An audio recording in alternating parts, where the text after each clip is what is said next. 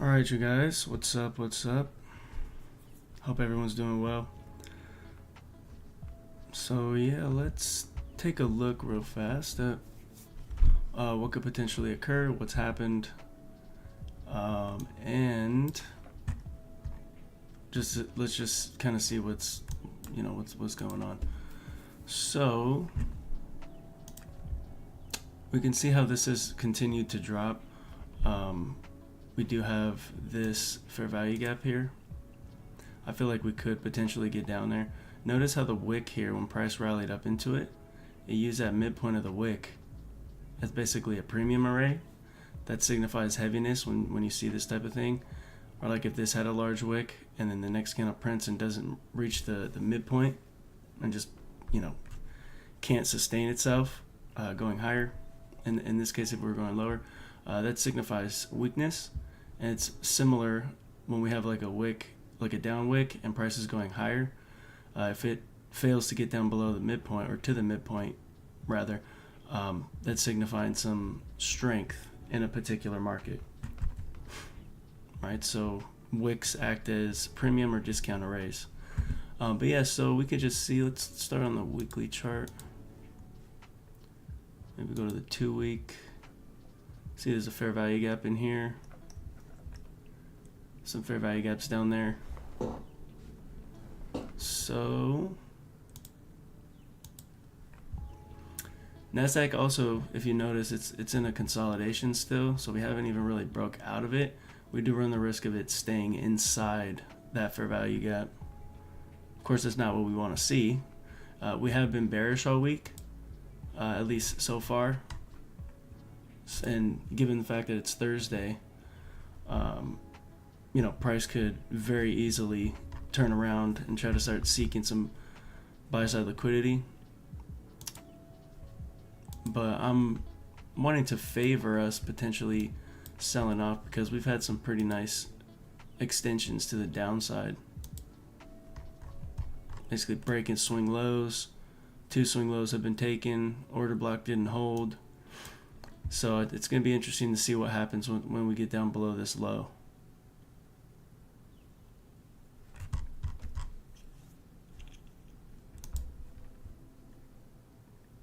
I had this inversion fair value gap, price respected.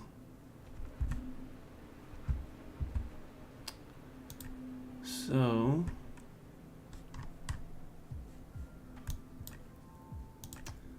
yeah, we did have an 8-hour breaker. You can see how that was respected. So order block here was respected. And the price literally just, for the week has basically ran out the highs, created a high of the week, and has sold off. So I do have this low as a target potentially, this low as a target. We do have this wick here, so the midpoint, again, could be significant. We do, at this particular moment, have a S&T at these lows. So we have to see what DXY wants to do. We have reached the premium array I was targeting all week, which was this weekly fair value gap. Oh wait, it's not a weekly fair value gap. It's a daily fair value gap. Sorry about that.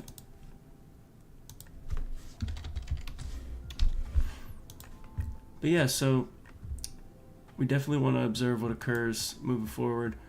It's not unreasonable, again, for price, because we've been bullish, to potentially turn around and start retracing. Where could it retrace to? Well, we have this fair value gap here, right? If you go from this low to that high, we can get a measurement for equilibrium as well. You may be asking, why this one? Why not this one? Well, you can use either one, but the one that has the swing low, particularly, that has the strongest move, the most recent fractal low to the most recent fractal high, that basically, had the large range move. Generally, that's where you want to anchor your fib to get an accurate premium discount measurement for like current price action. And then of course there's like a higher time frame range. Every time frame has different ranges that work within a higher time frame particular range. But yeah, so we see this equilibrium point here, so this is something good to mark out.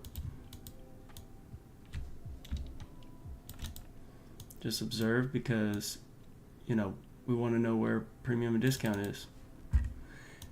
Also,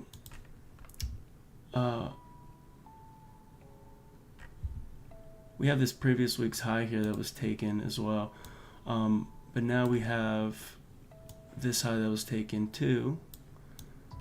So we want to see what occurs inside this fair value gap. If we can't get to the midpoint of that, that'd be pretty nice if we could see it continue to go higher from like a quarter point in here. That'd be pretty nice. Preferably, if we're going to be really bullish, we want to see this not completely fill, because if it starts to completely fill, that's kind of sketchy. So yeah.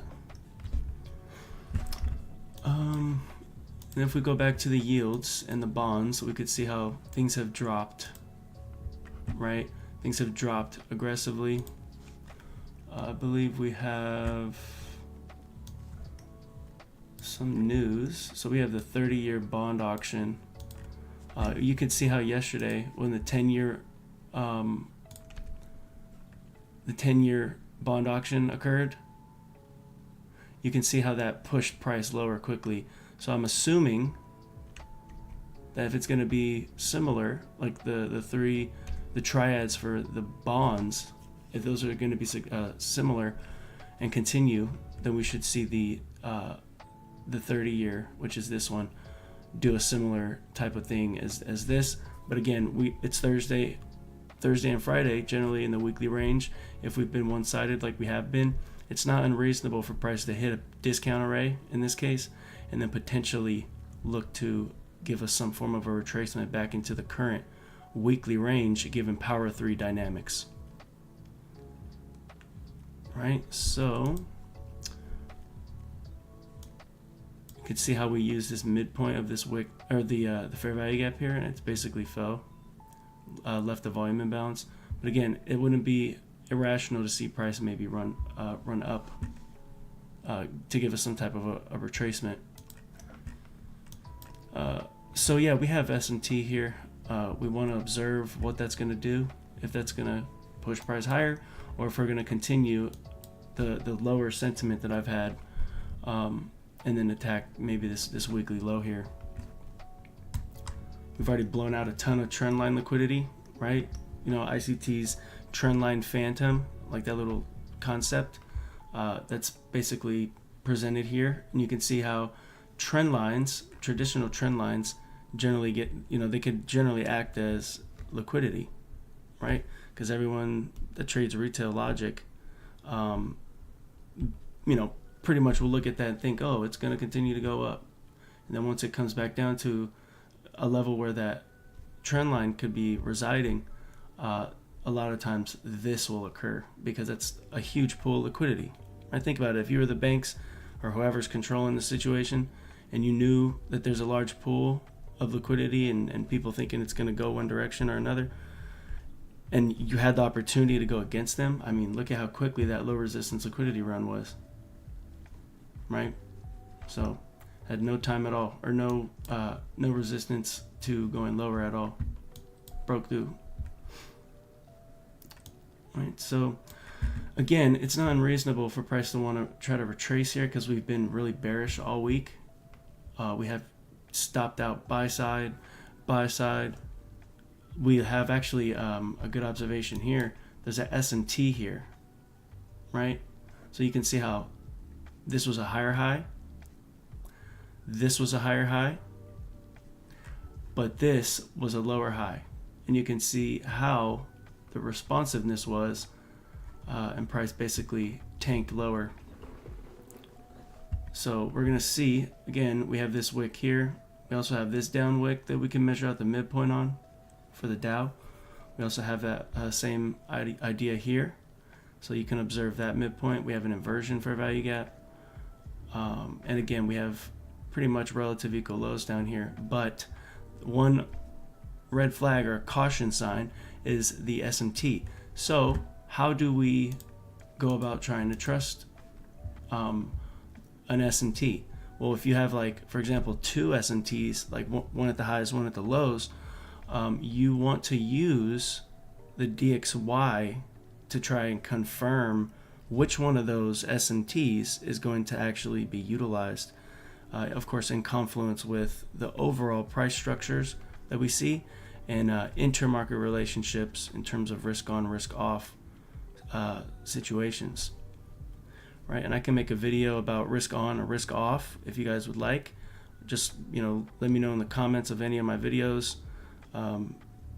Any other questions you have about any other topic, I'm more than happy to take some time and try to cater to your guys' needs. So just let me know. But yeah, so like I said, it's unreasonable for price to want to drop lower to try to reach down for some form of discount. In this case, price has basically set the low of the week, rallied up aggressively. So that one-sided price delivery, given the fact that it's Thursday or Friday, it's perfectly logical and very common for price to retrace given power 3 dynamics on the weekly time frame for the weekly range, right? Because a rule of thumb is Sunday, Monday generally creates manipulation and consolidation, as you see here. And Tuesday, Wednesday presents expansion generally in the direction of the weekly bias towards the liquidity pool it's targeting. And then Thursday, Friday, if a higher time frame PD array has been hit, in this case it's the daily fair value gap, since that's been hit after Wednesday, right, Thursday or Friday would present the retracement. And Thursday in this case has presented the retracement because Thursday is the day that price has hit that premium array in the weekly range, right? So yeah, I hope that makes sense. Again, if you have questions, definitely leave them in the comments or in the chat, so then I can answer them real time. Or, of course, you can just leave them in the comments later, and I can get back to you personally later.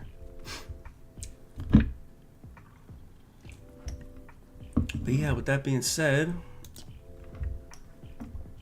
we can see how that SMT I pointed out, also with DXY retracing, we can see how that's influential right now off of the heels of this news event that just came out.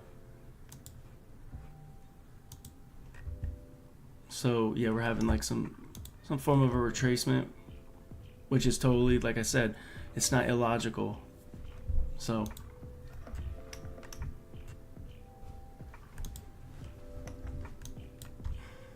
yeah, we also have new week opening gaps, multiple new week opening gaps. One from here, one from here, and one from here. Basically, we have shredded through it, kind of bounced between, but now we've gotten above it. So we want to go ahead and observe how price is going to react, to this situation with the SMT. And we do have layered buy-side liquidity here. So if this down candle's a midpoint gets broken and none of this fair value gap acts as resistance, I'm pretty much going to consider potentially price not wanting to fulfill us continuing to go lower. That's like the invalidation, I guess you could say. And that would also have to have DXY dropping. And in order to confirm that, we could use the same thing that we've been discussing for the last 2 live streams, the last 2 weeks, about the interest rate confirmations. So if DXY is going to now turn around and fall, we want to see this asset rally, and then we want to see this group of assets, the 10-year, 5-year, and 30-year bonds, we want to see that fall, because DXY follows the bond yields generally. Okay, it's like the bloodline in trade in like the price delivery for specifically the DXY. That also, of course, impacts other assets because everything is basically connected. So and if you haven't watched or listened to some of the things I've said about interest rates, like the markets and how to utilize them, definitely go check out some of the other videos. or if you have like any other topics you're trying to dig deeper in, definitely check out some of the content that I've been posting lately. All right, so again, we have this inversion fair value gap. We have hit, I think this is a fair value gap on the daily. Yeah. So it hit this fair value gap on the daily, and now we're seeing some type of retracement. It has taken sell side liquidity, right? So it's not only pierced a low, it's also hit this fair value gap, and it's respecting that midpoint. So again, it's Thursday. Things have been bearish. We hit a higher time frame PD array in terms of a discount. So now we see price reacting in a reverse type of fashion, right? So in terms of trying to gauge a potential retracement in the weekly range, basically, like I said, you want to see if price has been one-sided. In this case, it's been bearish. If it hits a higher time frame PD array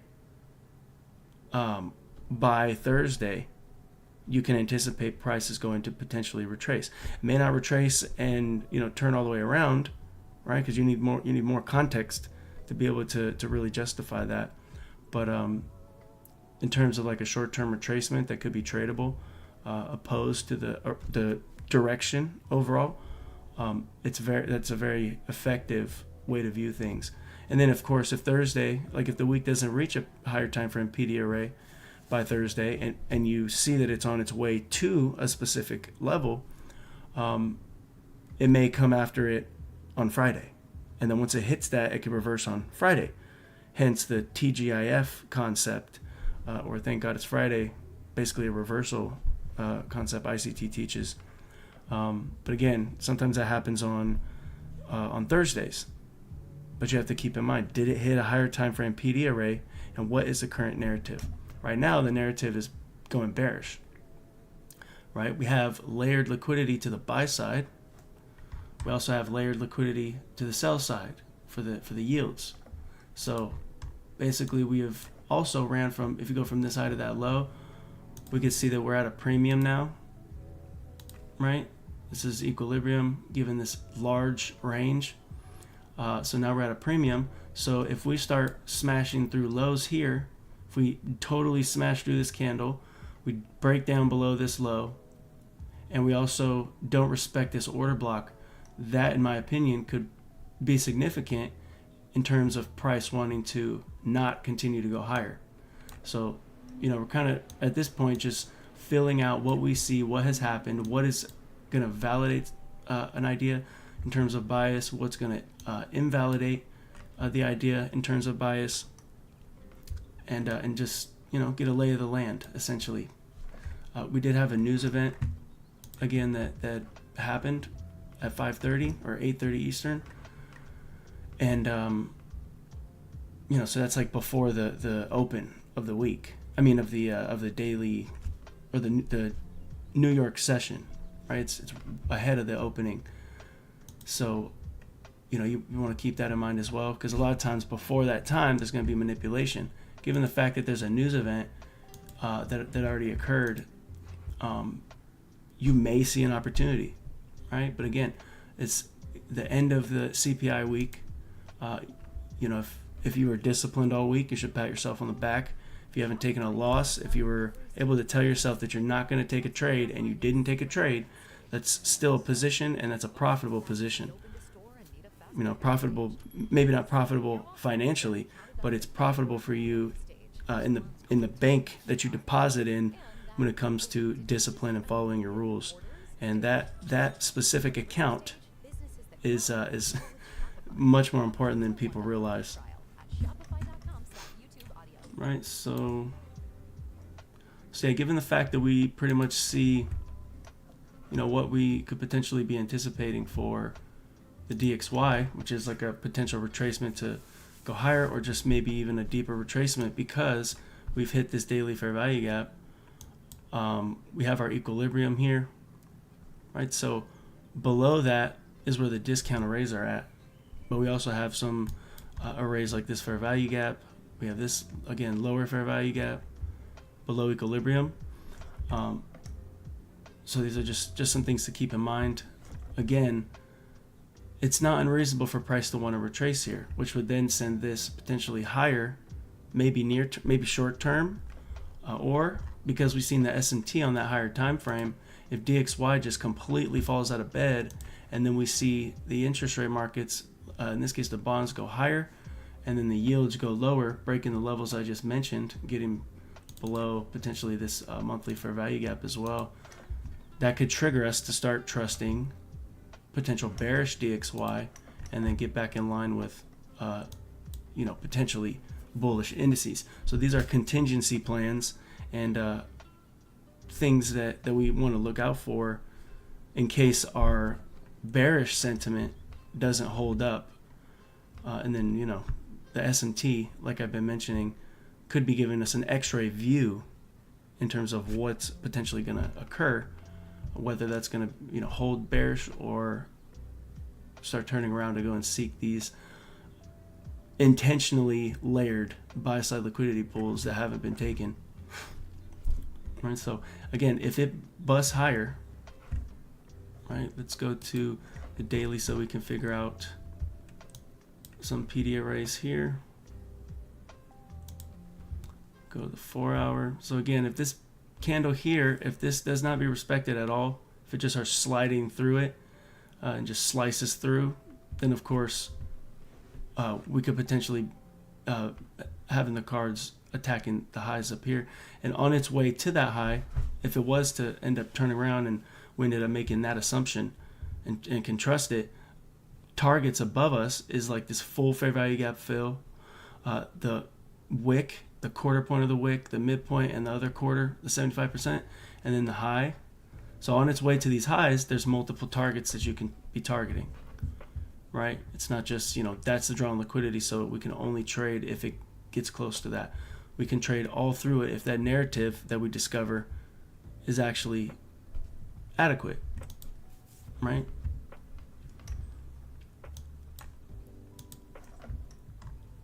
So yeah, hope you guys have had a safe week so far. I hope you don't have to go through pain, like trauma, to figure out that you don't need to trade and engage every day. Looking at the chart, you should be doing that every day, regardless. But having to take a trade, if you want to be profitable, you have to realize that there's some times that you should wait and get a feel for things and try to position yourself in the best position possible. That doesn't mean we're not going to look for ideas. That doesn't mean we're not always on the prowl for ideas.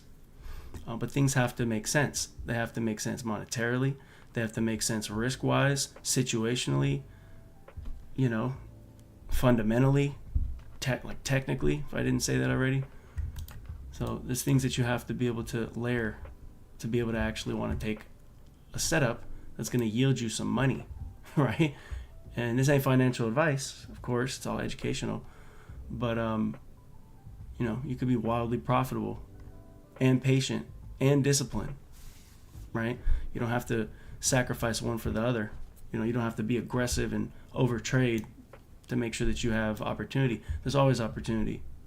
The question is, are you good enough or not good enough? Are you equipped enough technically and experience-wise to be able to find those specific setups that form based on your model, So yeah, again, it wouldn't be unreasonable for us to see this try to dig lower into this fair value gap here.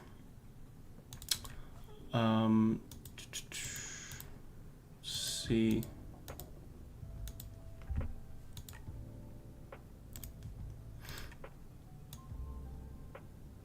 So yeah, it wouldn't be, again, unreasonable for price to dig lower into here and then possibly hit that and then maybe run higher from there.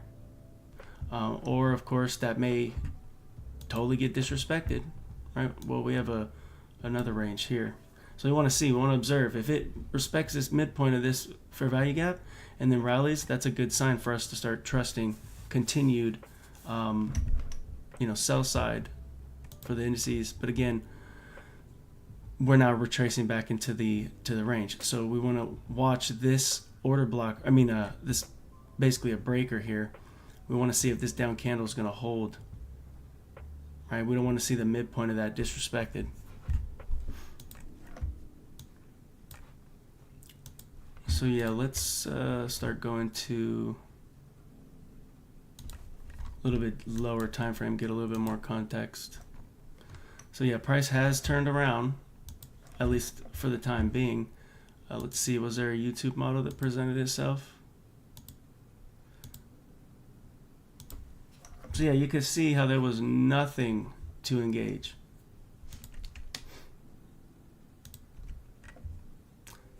There was nothing to engage, right? So again, it goes back to what I was just saying about discipline, about knowing that you need to sit and feel out things.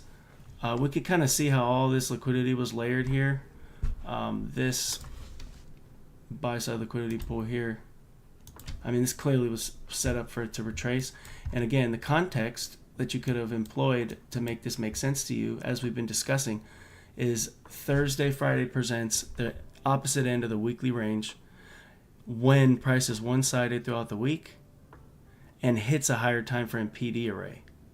And in this case, we also have higher time frame SMT, while the DXY hit a premium array that we could reasonably anticipate a retracement from, given the fact that it's been one-sided for pretty much all these assets, the indices and the DXY, the last couple of days.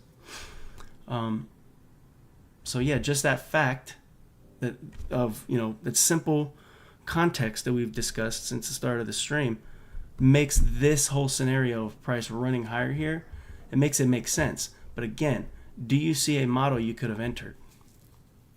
The answer should be no. And if you do see something, more power to you. But if you're following the YouTube model or a breaker or anything like that, there was nothing here for you to enter, even still to this very moment. We are in the 5:50 time, or 8:50 Eastern. So this is a macro, which I discussed yesterday. I highlighted when you try to enter trades, start considering taking your entries inside of these macro time windows. The last 10 minutes of an hour to the first 10 minutes of the next hour. So in this case, 8:50 or 5:50 Pacific Standard Time to 6:10 Pacific Standard Time or 9:10 Pacific Standard Time. And again, this is before the open of New York session, of the New York AM session. So keep in mind, when you take trades before that time, that's generally the times when manipulation is occurring for the New York session, which is why if you've traded before this time and you saw, or price came and took you out, but then eventually went in your direction throughout the session after the open price, that is why, because you're involved in and unaware of the manipulation, right? So that's another thing that from my studies the last 4 years as an ICT trader, that's something that I noticed. When I was taking losses, it was always at a time when I was trading before the open price. It was always when I was trading outside of a macro, and I got stuck in consolidation. But then price would go in my direction, right? So the only way that I figured that out was from journaling and reviewing my stuff, doing things like this. I always record my engagements on a private hard drive. So it's a very effective tool. So then you could go back and study, and it makes it more fun, right? To record your screen and talk to yourself and encourage yourself as you should, because things get rough at times in the markets, and you have to build up yourself. And the only way you do that, is by practicing, being intentional with your positive thinking, because nobody's here cheering you on except yourself. It's only you and the screen, right? So if you can't be your best coach, you can't be your own best friend, or work towards being that for yourself, this can be excruciatingly torturous, right, as an endeavor. So, you got to make sure that you do all you can to instill positivity, even when things are not going so good. yeah, so we have this order block here. Price again has basically broke higher.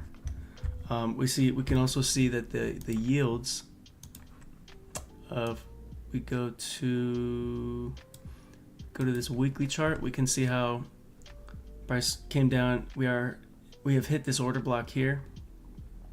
Right, well, we have an order block here and this order block here as well, so that's technically a propulsion block, which is just an order block with an order block inside of it. And generally, a propulsion block, we don't want to see the midpoint of this disrespected if it's going to go higher, for example. And we were going to use this as a potential area of, like, to see price bounce higher. In this case, we would not want to see this midpoint get broken. That's also, of course, in confluence with the daily fair value gap that we see here.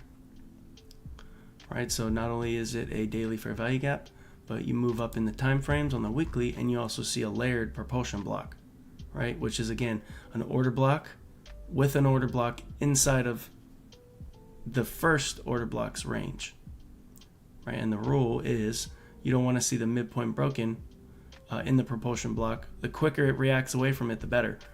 Otherwise, if it hangs around too long, generally, things could not work out so good. All right, so just some context and an example of something that many people don't understand. That propulsion blocks don't get talked about a lot. But you're gonna have your favorite PD arrays, but you're not gonna trade every PD array.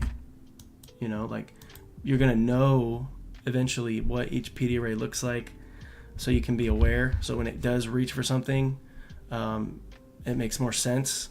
Or if it reacts from a particular level, it'll make more sense. But that doesn't mean you have to trade everything. You pick your niche, right? Each PD array is a niche.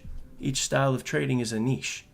So you got to find your niche, right, across the board, and bloom where you're planted, like ICT says, right? And at the end of the day, you only really need one, because like I discussed in another live stream, I think it was the first live stream, models layer on top of each other, and they also have continuation variations for each model. That's why ICT preaches that you only really need one, and at first you want to be able to have a good baseline. I believe ICT spoke about this yesterday as well. You want to have one set model, one set way of doing things, one process, so you can start to gauge what works and what doesn't work. Because if you don't, that's like you go into a job doing 500 jobs at once, and then like you're trying to evaluate how good you are. Like, you can't get a reasonable statistical analysis of your skill sets if you're doing 1,000 things. So it's the same with trading. So pick one thing and stick to it. So yeah, I'm gonna move this over here. So yeah, we can see how, this was like a really aggressive move. It feels like, at least from what we see here, if DXY continues in its bearish capacity, or in its if this continues in a bearish capacity, we could see things begin to start rallying again. Again, we have also something that we can mark off, is we have this inversion for value gap here. We also, of course, have this Sunday's open price, and basically the new week opening gap. So let me actually mark that, because I didn't mark that.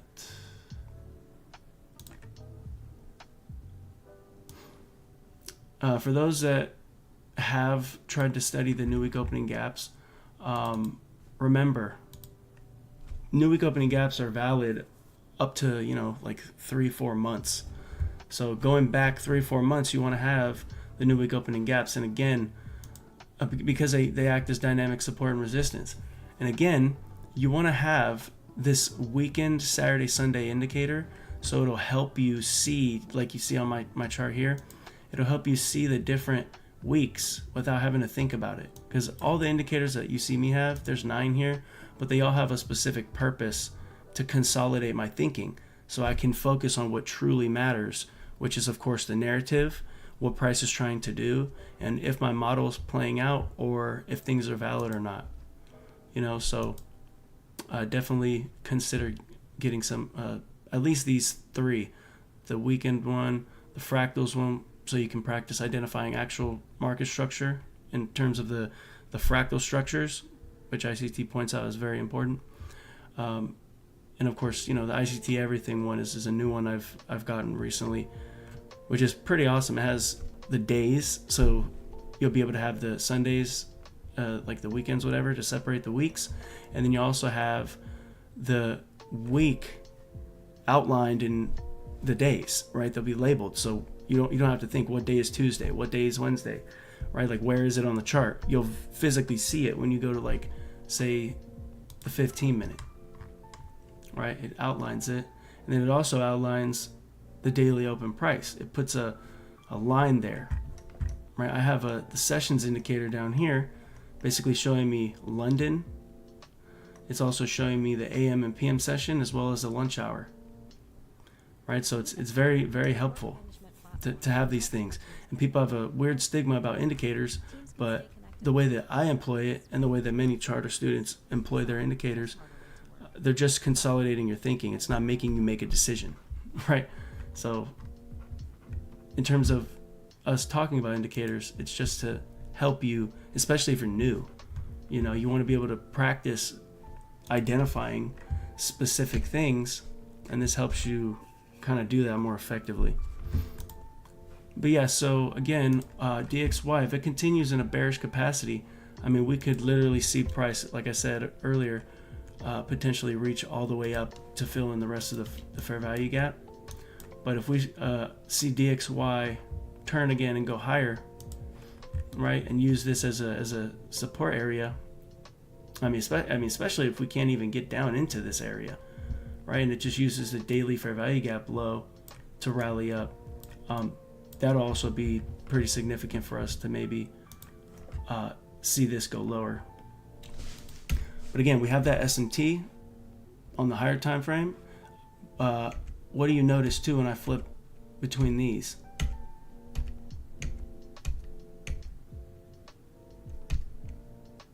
We also have an SMT from this low and that low, right? So all the context, or the multiple SMTs that we see across the board, from the higher time frame even down to this 10-minute chart, that has basically given us the ability to push higher. Again, that doesn't mean it's going to do it all the way through this high, but if things continue to press higher and we look like we're going to reach up into this high of the fair value gap, I will be a whole lot less convinced that price is going to continue being bearish for the time being, at least for now, especially if DXY wants to continue to go lower, right? But at least right now, it doesn't seem like that's going to be the case.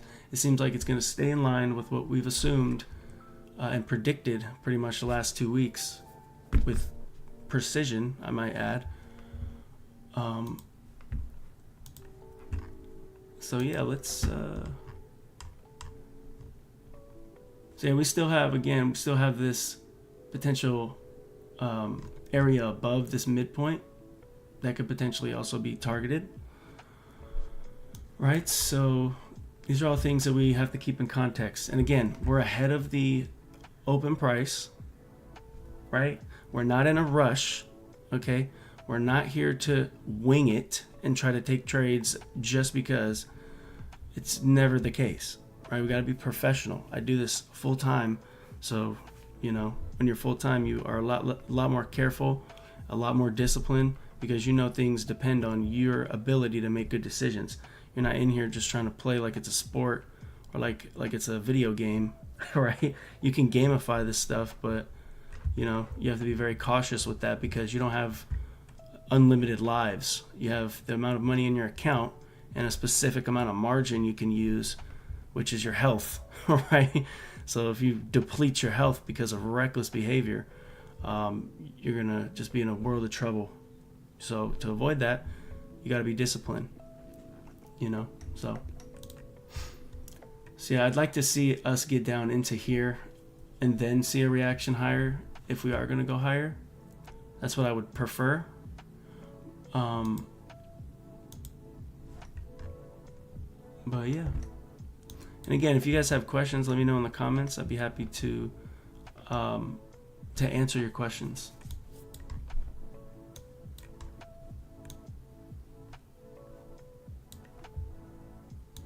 So let's actually go look at the currencies too, because that also have a pretty high impact.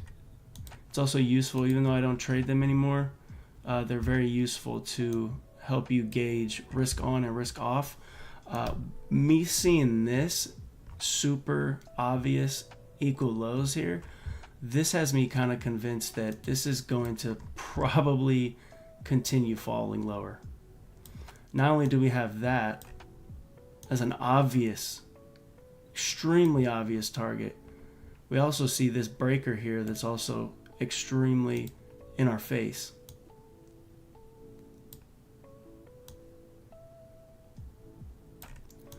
So yeah, these are good things for us to see, for price to possibly go lower. So at least for the time being, I'm still gonna favor us potentially trying to at some point get down, unless of course we just continue to rage higher and DXY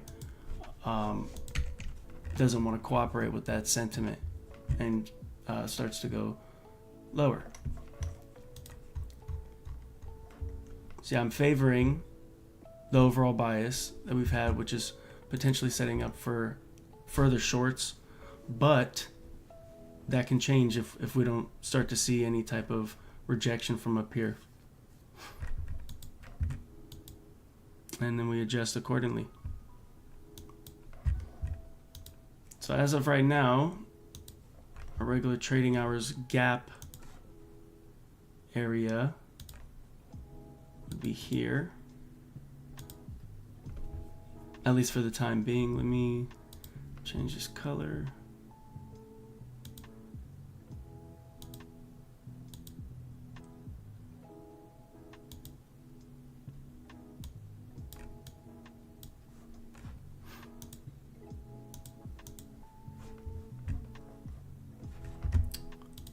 Okay, let me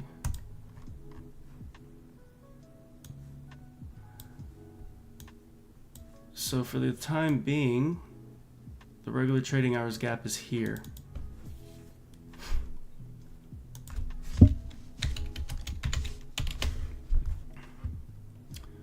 Okay, so we want to keep that in mind. Again, this high here, given the SMT on this time frame as well as a higher time frame like we discussed, and the fact that we hit a higher time frame discount array and the DXY hit a higher time frame premium array, this whole rally higher is totally justified.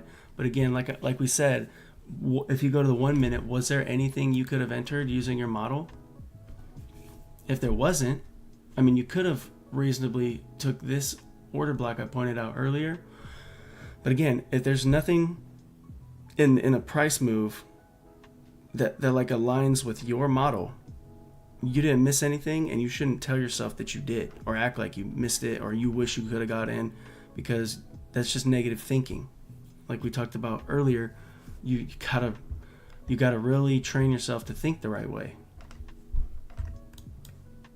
You know, because a lot of this game is psychological.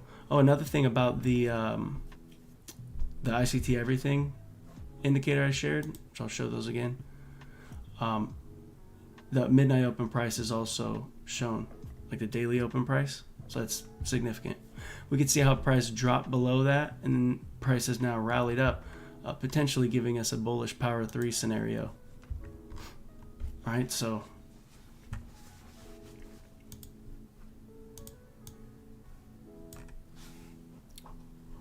yeah, at least right now, price is now got a short-term shift in market structure after taking buy side at a premium array, and we see how price is selling off, reaching into the level that I pointed out.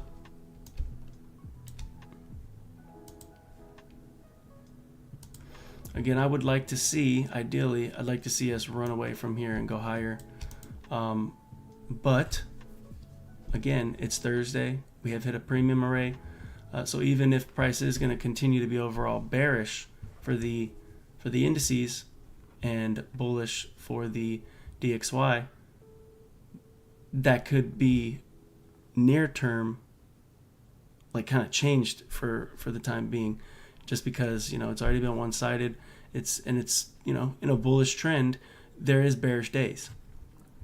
In a bullish trend, there's bearish days, and in a bullish trend, in a bearish trend, there's also bullish days. little tongue twister. So just because there's one direction being focused on, you still have ways to frame counter trend ideas, which is looking for situations like higher time frame PD arrays being hit, like you see here. Right, it's been bullish, but it's Thursday. We hit a higher time frame PD array in terms of a premium, and now we see the retracement occurring, reaching down to some form of a discount. All right, so we can also see this is a near-term shift in market structure as well.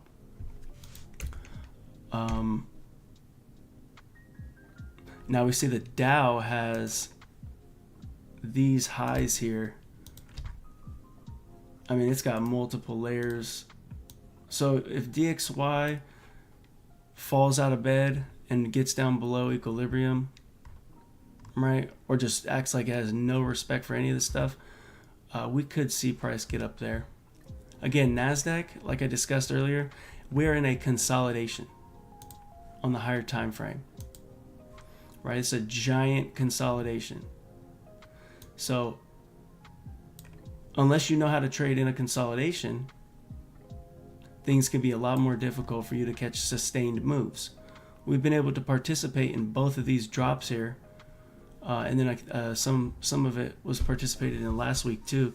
I also talked about this price structure and how episode 12 in the ICT 2022 mentorship can kind of give you some context as far as why this specific high was left intact.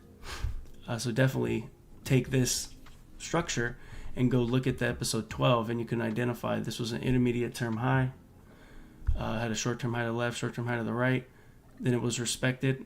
I did point that out ahead of time, and then we see how it came to fruition, and then just continue to try to punish the sell side.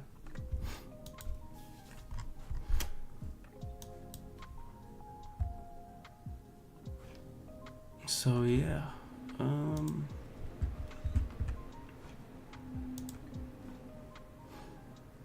we just got to get a feel for, okay, so we have this fair value gap here that's now being formed.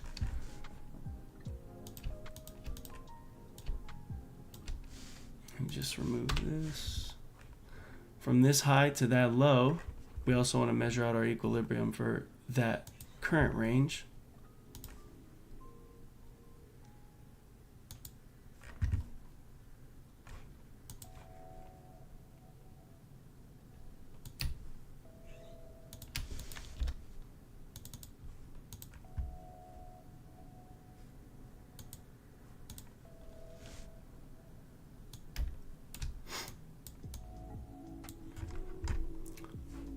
Just make sure I didn't miss any new week opening gaps. So we actually have this one here.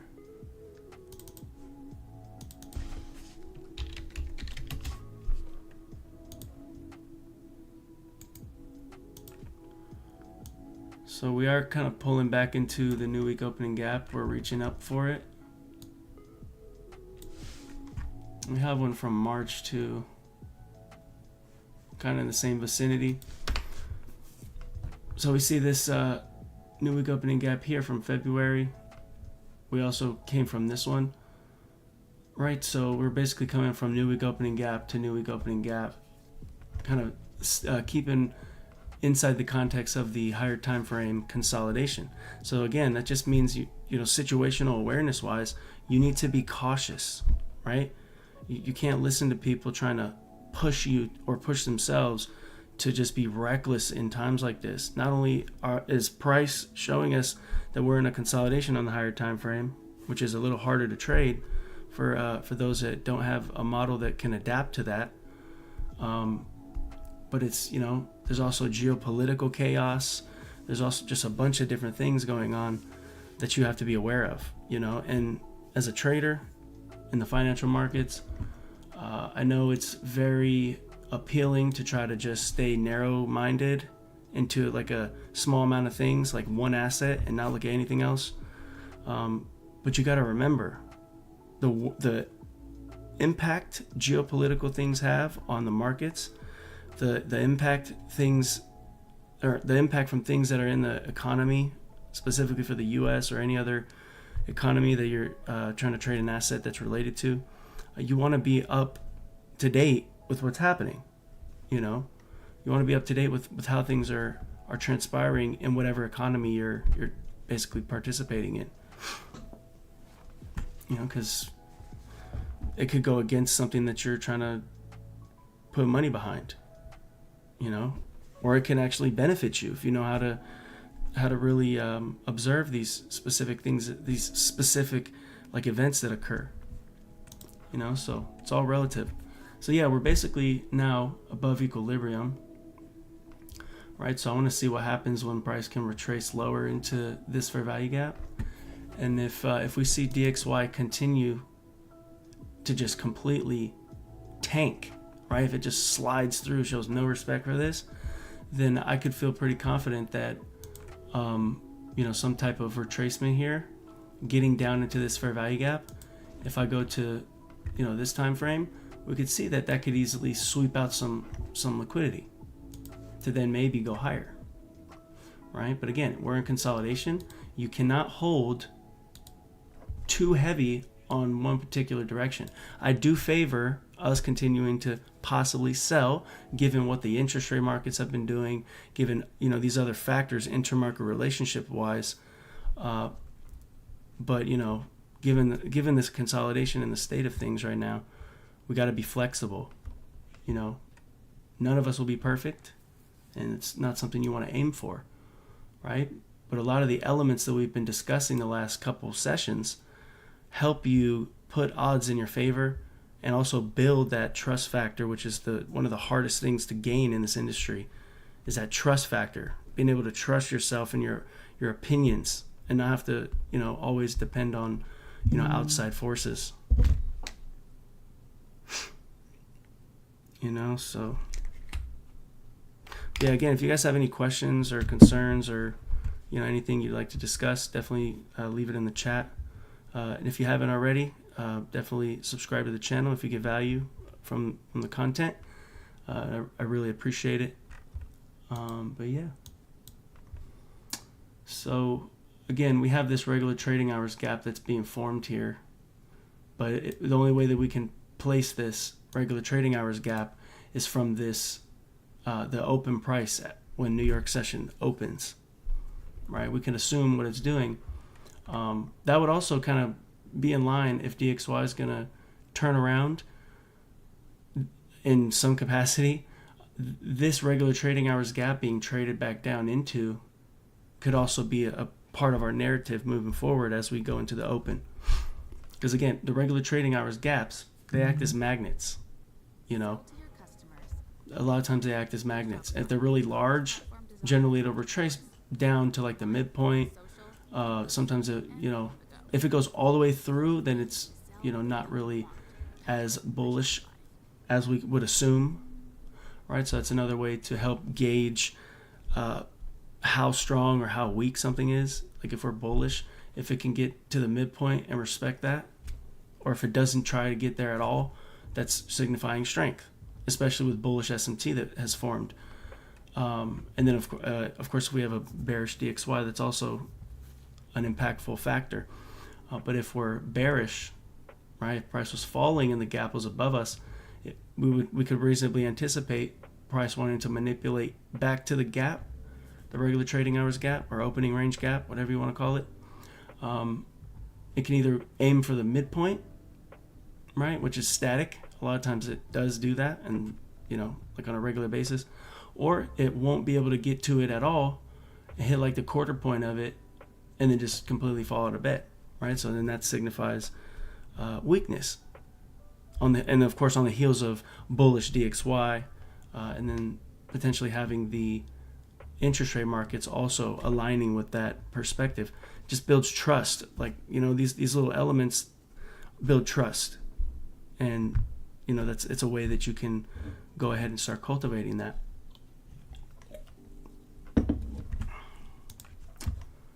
Right, so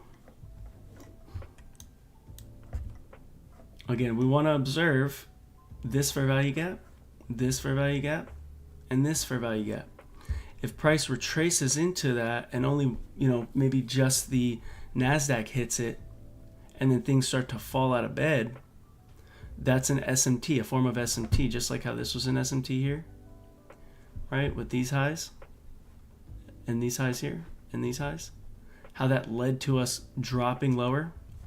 Well, it's similar when you have a fair value gap and in correlated assets, in this case, the indices, if one retraces to it and then the others just fall out of bed without reaching into the fair value gap, that is a form of SMT, right? So another trust factor. And then you could couple that, of course, with what the DXY is doing, like I've mentioned. And then you can start having a real deep understanding of how you can trust the current condition, you know, and just start putting odds further in your favor whenever you engage and have opinions.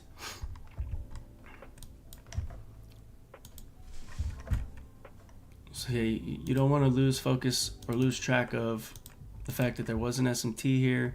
It is the basically Thursday, Friday, which generally can present a reversal given the context we've discussed, how it hit a higher time frame discount array and DXY hit a higher time frame premium array. So we want to see if to confirm us going higher with the DXY, I would like to see us like just basically sweep out these lows like it has, potentially get down into this fair value gap, and then just start raging towards this order block and not showing any type of respect for it. That would validate me and my ability to trust that this retracement on the indices would be false, right? So, and then, you know, reversals towards the end of the week, like Thursday, Friday reversals, those don't always have to be complete changes in the direction. Like sometimes it'll just be a retracement, basically showing on a Thursday or Friday, which presents a tradable opportunity to just continue like the overall direction, right? Sometimes it'll completely turn around, right? So you just want to be very observant with basically what price decides to do, given the other factors.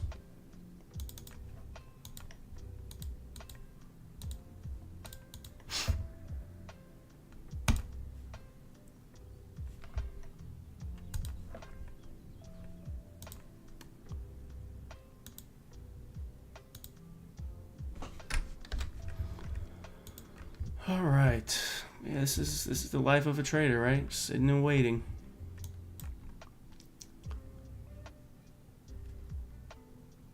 Yeah, I'd really like to see it get down into here. That's a 2-hour order block, or 4-hour fair value gap too.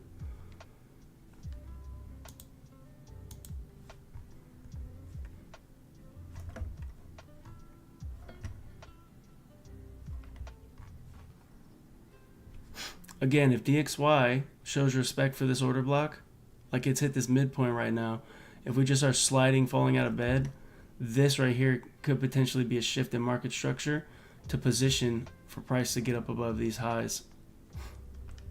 Because, I mean, this is a super obvious level of liquidity as well. I mean, we do have equal lows here too. But again, we just got to see what's going to occur because, you know, the NASDAQ's in a consolidation. I believe the S&P is doing something similar. Yeah, we're in a consolidation here too.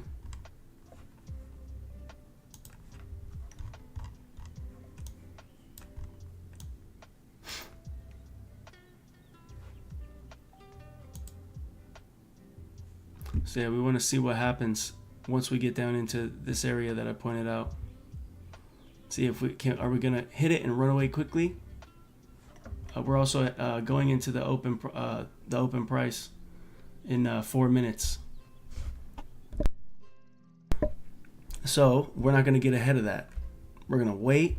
We're gonna watch what the reaction is, knowing that we're not missing anything.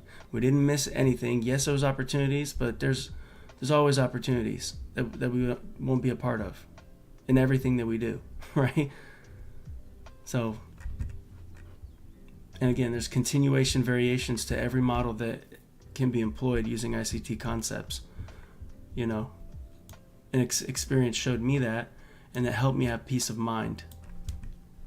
And I pray that it helps you have peace of mind as well, and don't rush yourself.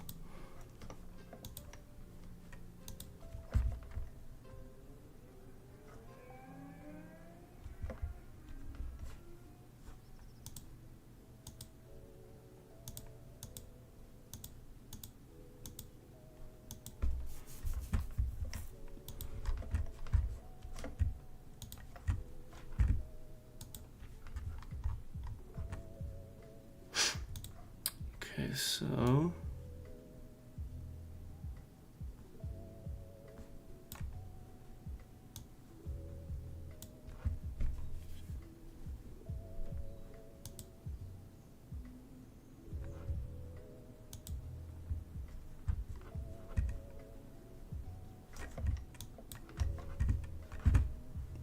yeah, we see, is there a news event? So there's a news event after the opening range.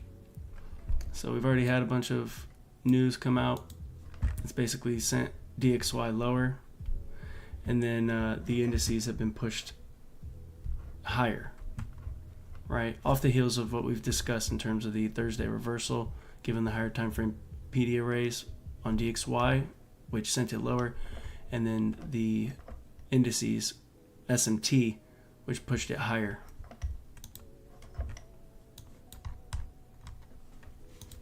So yeah, there's, just take one more look at the SMT.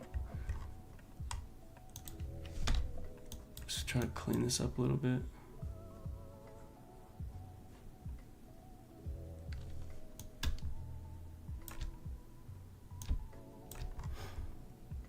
So yeah, we've taken out the previous week's low and then have reversed.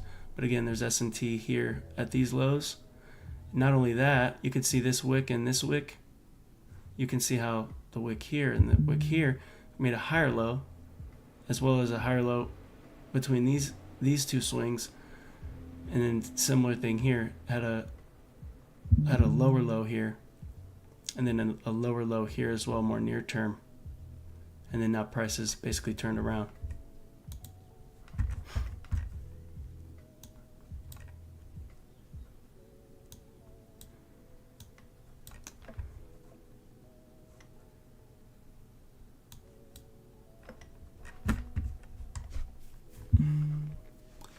Yeah, so let's observe.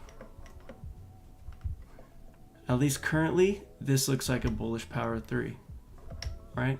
So again, if DXY wants to be very weak and doesn't show any respect to this, then we could see price aim for potential buy-side targets.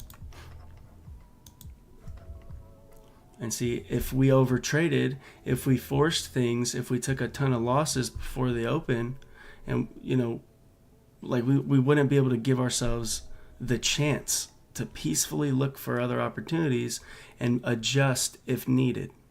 If we're in a state of panic, okay, in a state of chaos because we couldn't control ourselves and we had to take a trade, we remove the ability to use the continuation variations of our model effectively, because now we'll just be worried sick about things that we don't need to worry about. You know, there's always an opportunity. There's always something to do at some point. But the question is, can you observe it? Or can you see it? And until you can see it, you didn't miss anything. Even if you see a move play out, right? If you didn't see it, you didn't miss anything.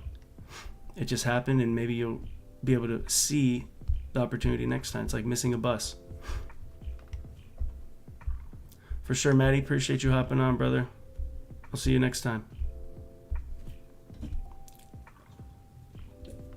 All right, guys. So let's look, see what DXY is going to do here. We've already hit the open. So let's see. We have the SMT at this fair value gap. So if we can see DXY turn, go higher, and we leave that, we have these equal lows here that are pretty open. We also saw that on the on GBP, we have the lows here that are super obvious, big, huge liquidity pool. And then we also have a similar characteristic with the euro too. So there's many things that can lead us to believe that it's reasonable for us to continue going lower, and the whole retracement for the DXY was literally just that. It was just a retracement, manipulating price to get above the daily open price and buy side liquidity to possibly pair smart money shorting opportunities with people that are willing buyers. Right, so we've hit the fair value gap I pointed out on the 4 hour and the 2 hour. So now again, to validate our assumption it's going to go higher, we want to see price dig into this order block midpoint. So now we've had a shift in market structure. We have this fair value gap here. We go to the 5 minute, 4 minute, see.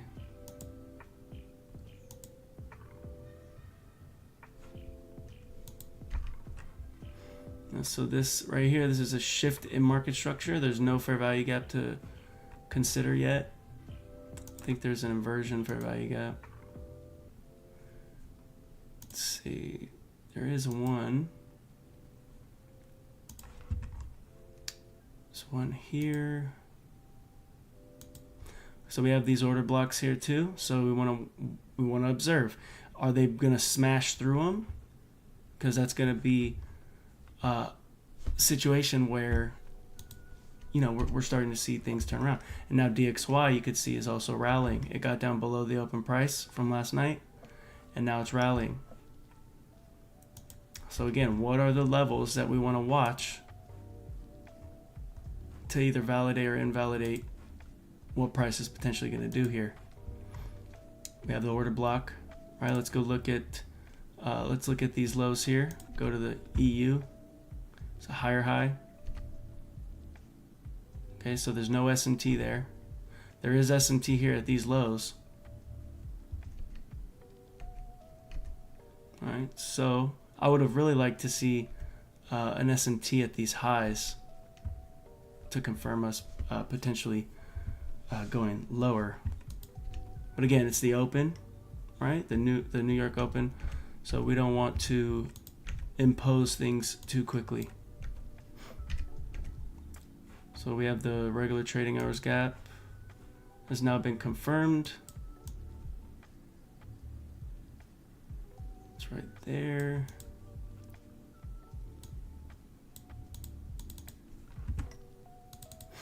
So yeah, we've dug down lower. Let's see if price gets above this and DXY continues to fall. It could, and also use this as a possible support level. Again, we have the fair value gap up here as a potential target. Now, if we get down below this low, that confirms, in my opinion, that we're going to probably start reaching down lower, probably down to this previous week's low. That's ideally what I want to see happen, right? Appreciate you, Trey.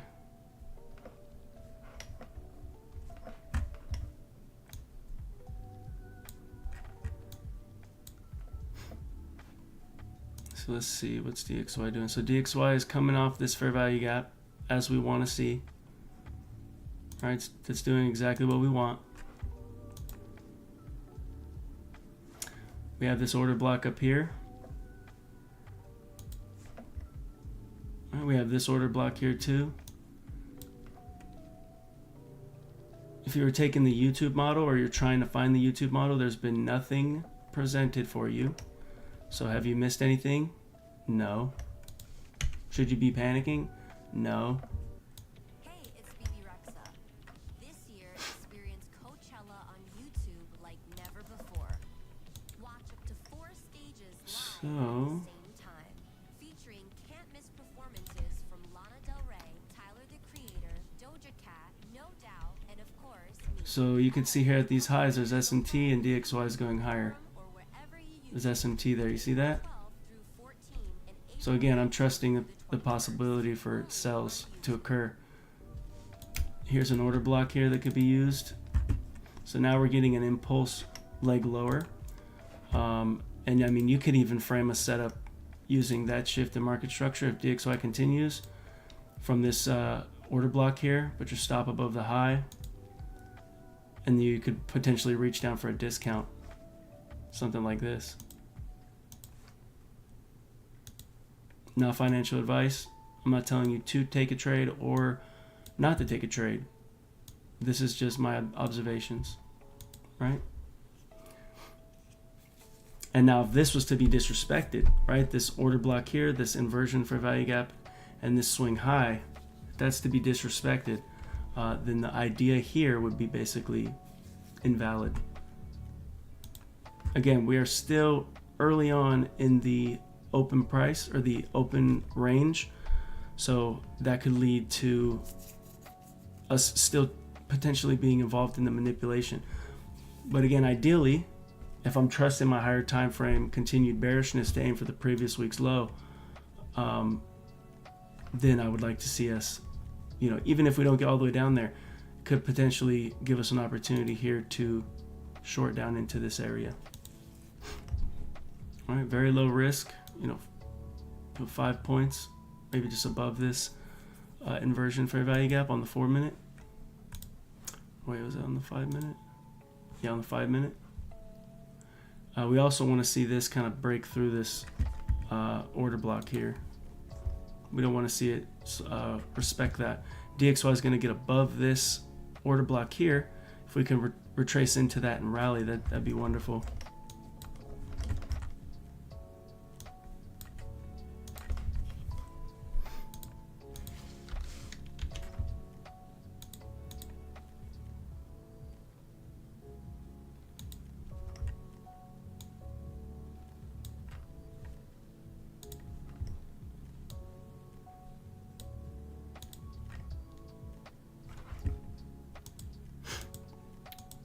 So yeah, let's see if the SMT up here, because again there was SMT up here, see if that can hold and maybe get us, you know, if you're trading the YouTube model. It's technically not even really the YouTube model, it hasn't really shown anything, just like the order block here in the SMT. But nonetheless, if you took a trade here, we'd basically be in profit. DXY is confirming. Again, like I was talking about yesterday, you don't ask yourself, oh my god, am I gonna get stopped out? Am I gonna get stopped out? No, you ask yourself, there's order blocks, there's fair value gaps. Are things still promoting the idea of what I'm looking and trying to see happen? Right? Is it promoting the idea or not? Not, oh my god, I'm gonna lose, oh my god, this and that. Right? Because you don't want to put yourself in a state of panic. You want to put yourself in a state of confidence and understanding like what price is doing.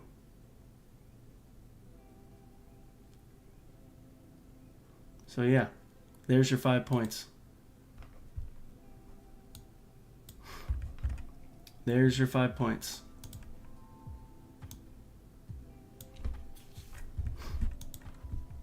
And just for context, so people know that I do in fact take live trades. Things that I share with you, live trades. Okay? I do this full time. Live trades. The private community sees this type of stuff all the time. Again, we're still flawlessly perfect execution wise for the last 2 weeks. So that has not changed. All live in front of people. Right? So yeah,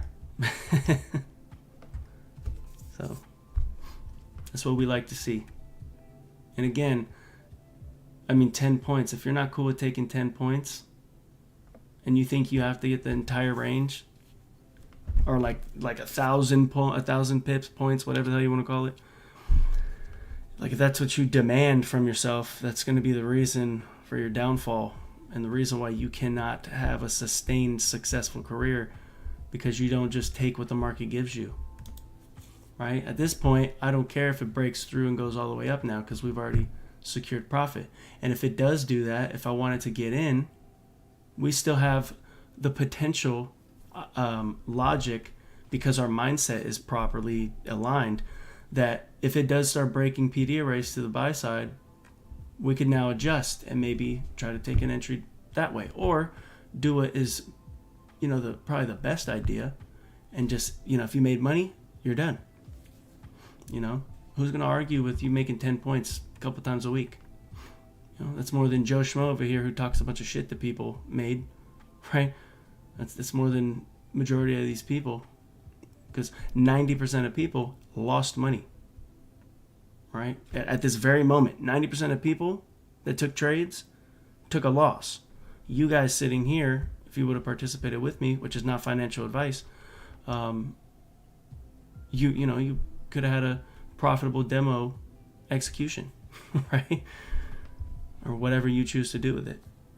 So I hope it made sense as far as this retracement, what made me trust things, how I was able to trust it and manage the opportunity, what I was telling myself, not focusing on, oh my gosh, like I'm going to probably take a loss. Like, no, I was thinking, where could price, where's it going, and what is supporting the idea? DXY supporting it. I think the yields are probably supporting it. If we go to like the 3-minute, the yields are rallying, right? Yields rallying, the T-notes falling, right? Leads to DXY going higher, and then the indices going lower, right? And then of course, like I said,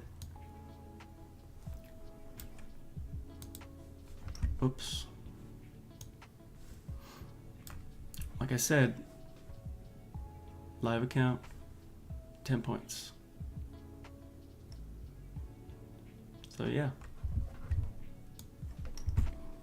all based on all the things that I discuss and talk about on a constant basis. Okay, so enough of that.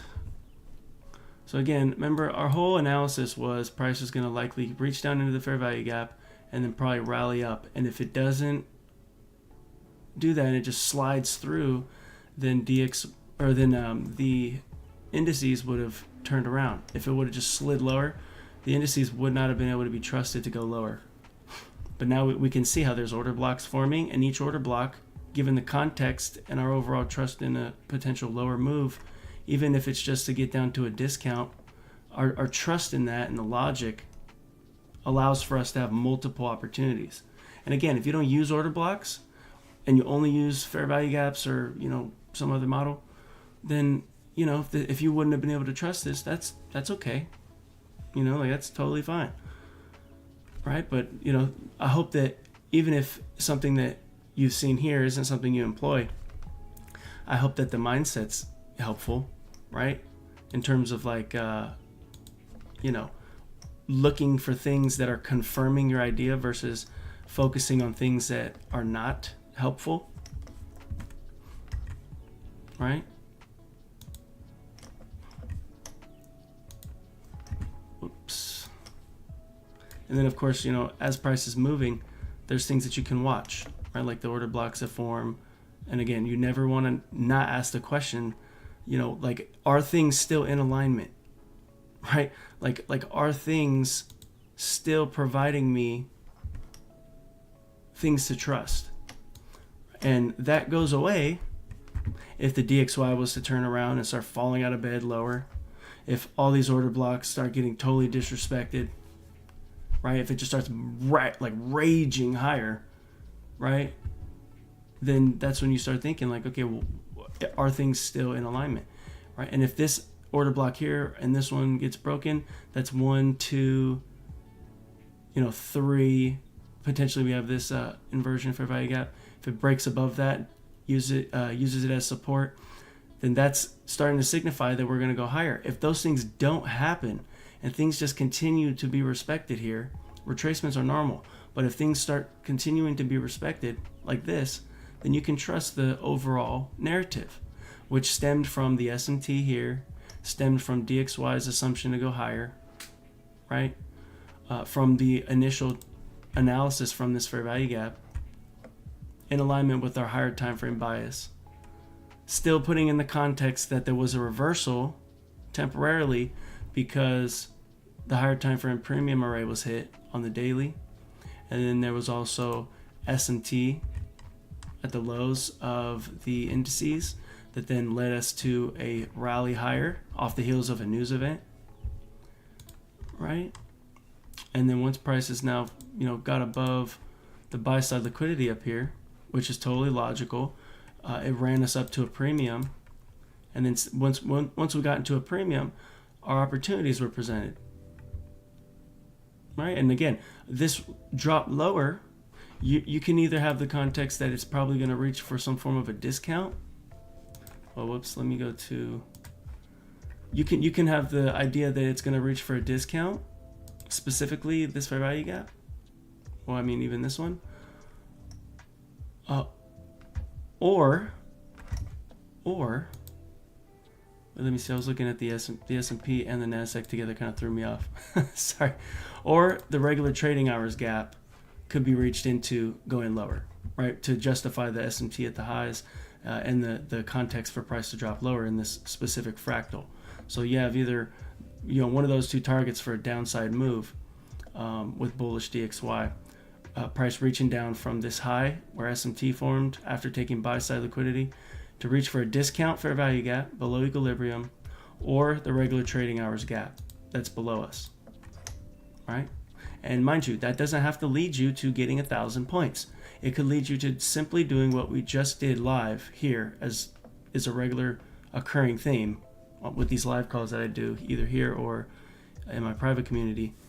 The logic is there, and all you got to do is get a bite-sized piece, a couple times a week, and then you can kiss your job goodbye, right? Like, it's as simple as that. But you have to have the mindset. You have to have the right way of thinking.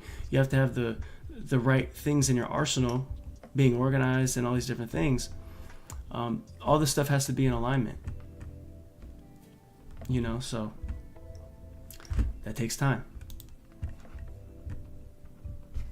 So I didn't map out the regular trading hours gap for the S&P. I just noticed that. Okay, so that regular trading hours gap is here. So yeah, right, we could see how it retraced down to the midpoint, like I was talking about earlier, how it will have a regular trading hours gap. We want to see it potentially reach, either not reach all the way to the midpoint or reach to the midpoint, and that's permissible. In this case, the overall context is I don't think things are going to turn aggressively. I think we're going to continue with the overall sentiment that's been in play, which is bearish indices, bullish DXY. And until that changes, until something dramatically changes that, like in terms of bearish PD arrays getting, violated to the upside continuously, if that happens and DXY ends up falling, then yeah, we could adjust. But if that doesn't happen, again, just like how we asked ourselves in the trade setup a second ago, are things in alignment with what I want to see happen in price? And if the answer is yes, everything's still in alignment, then nothing changes, right? If there's no breaks in market structure to the upside, if there's no changes in context of something like that, then we continue to hold our bias. And any type of retracement like this bullish, this run higher, any type of run against that bearish sentiment could be looked at as a near-term, short-term type of price move, right? So yeah, do you guys have any questions, concerns, or anything from what we've experienced this morning? or anything else?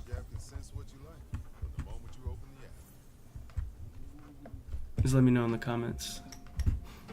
Otherwise, we'll just continue. So yeah, we could see how things are also now skewed in terms of the relationship. So one's going higher, the other ones aren't going higher, right? There's that S&T I pointed out since the NASDAQ hit the fair value gap, and it also, I mean, at this point came to the daily fair value gap that turned into an inversion now. And we're now rejecting from that. Again, if we don't reach into this fair value gap here, that's a form of S&T, which is signifying weakness, which then is amplifying our analysis on the interest rate markets, which is where all the trust has come from. Well, most of the trust has come from, given the consolidation we are in for the NASDAQ and just the sloppiness in price delivery. Even through that, if you have the right tools in your toolbox, it totally allows you to take advantage of things. And then really trust stuff, right? Because that's key.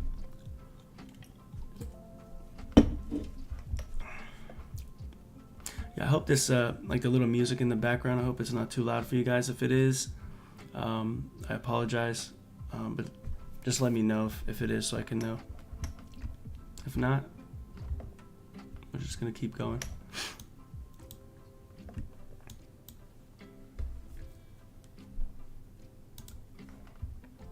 So yeah, DXY is doing exactly what I wanted it to do.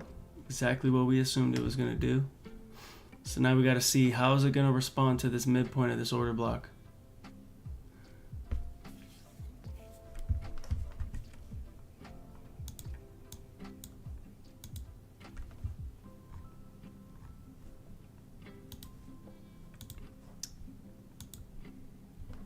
Okay. We got this inversion fair value gap too. So you're going to want to have this marked off on your chart. Try to study how the reaction is from that.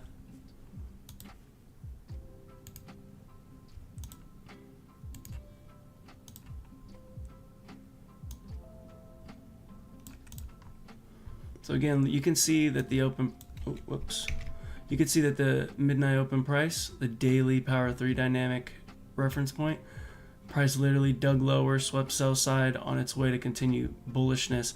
So this is consolidation, manipulation for the New York Open to then possibly give us a bullish power 3 signature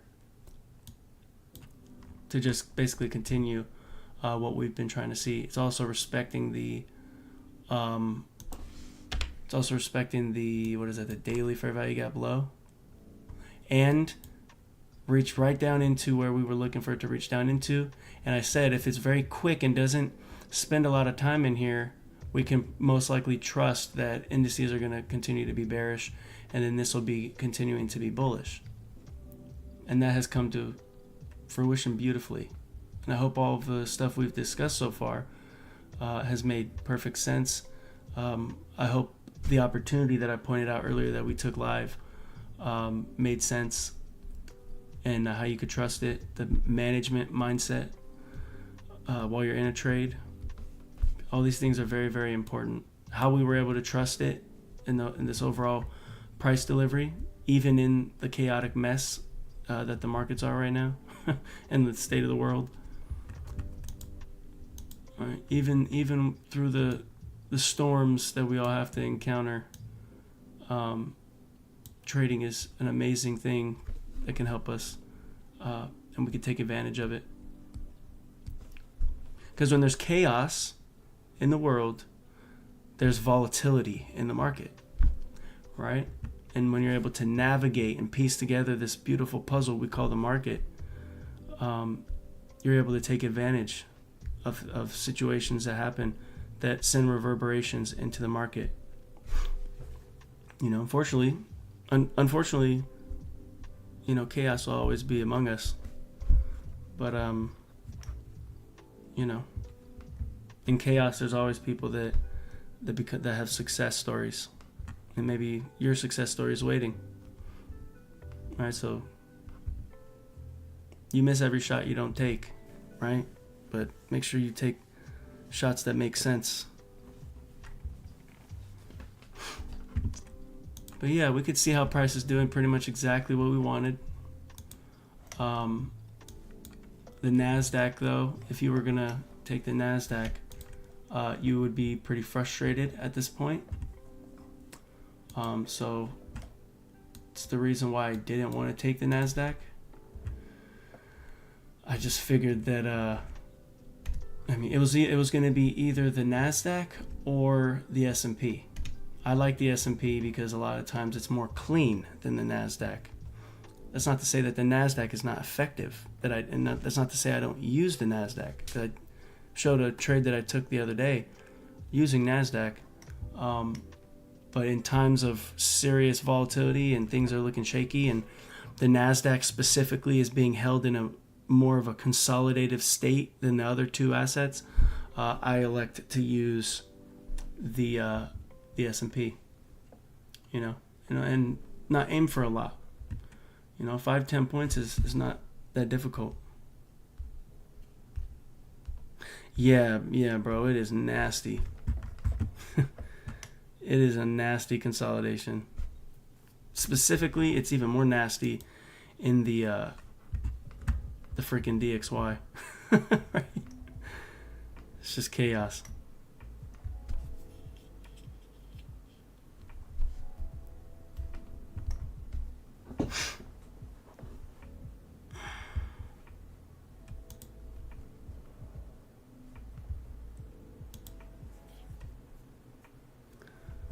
Dun, dun.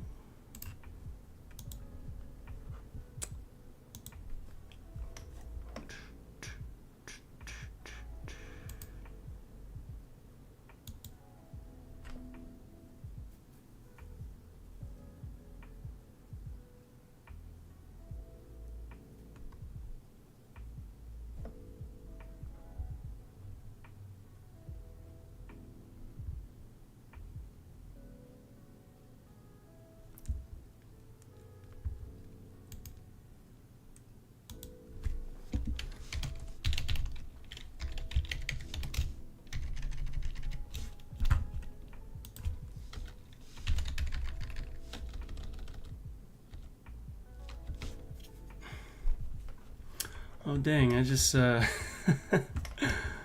just realized that on the Zoom that we had yesterday, I had one of my private community students in the live stream, and they couldn't hear his voice. That sucks. How the heck? I don't know how to fix that. That sucks. We gotta fix that. Yeah, ES is definitely holding the PD arrays very well. It definitely is. Did you see the setup that we took?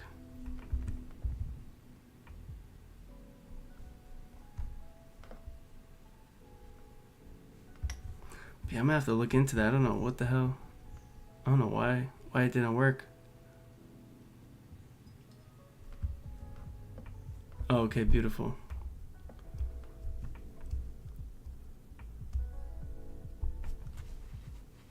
Yeah, hey, if y'all haven't already, definitely go follow my boy Bullfrog's page. He's a savage. Okay, someone I really respect in this industry. Got a ton of value coming for y'all, so definitely go check him out.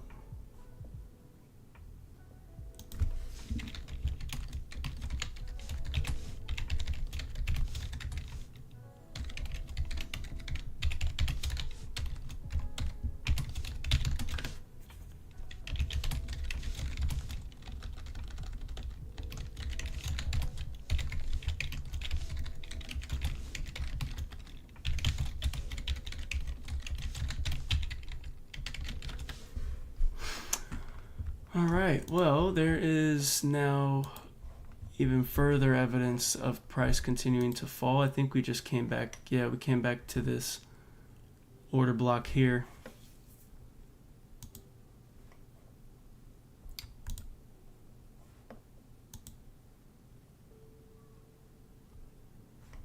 pretty beautiful sell, if you ask me. Remember what I said about the wicks, right? If price hits the midpoint of the wicks and then falls and doesn't close above it, it can use them as premium arrays. We have this up candle. It's a bearish order block. Price is basically respected. We got this down wick, hit the midpoint of it perfectly and fell. And again, all you have to do is aim for a discount and you'll be solid. And even if price was to turn around, it wouldn't have mattered. But yeah, as you can see, those of you that have been here since the beginning of the call, we have been so spot on. It's just ridiculous. You know. And it doesn't matter about the trade that's given at any given moment. What matters is, do you understand the logic and why we assumed price was going to drop? Why was the sentiment overall from the last couple weeks, and in my private community the last couple months, why was the sentiment focused on trying to see reasons to be bearish? And there's a logic behind that. And part of that logic has to do with the interest rate perspective that I've shared. Of course, I didn't create things. I apply them in the way that I've structured my process. Excuse me. But I'm not going to claim that I've created anything. ICT is the source, and I have respect for that man. So I would never say, I would never go out of my way to say, oh, I created some stuff like a lot of these frauds try to do that won't even go on a live call like this. And even show that at a minimum they can actually call the market and explain why versus just getting lucky, So, it's a good thing that ICT gives us the ability to be creative. He doesn't place us all in one box so we can customize our stuff. But there's a lot of people that take advantage of that, trying to discredit, and it's pretty sickening if you ask me. But to each his own, I guess,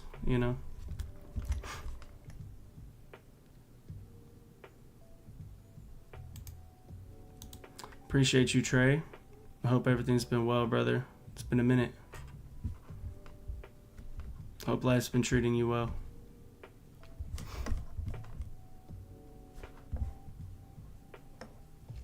But yeah, again, so remember what I was saying a second ago. When I was in this trade, when I ended up exiting the trade and I showed y'all the live execution, like the arrows, remember what I said.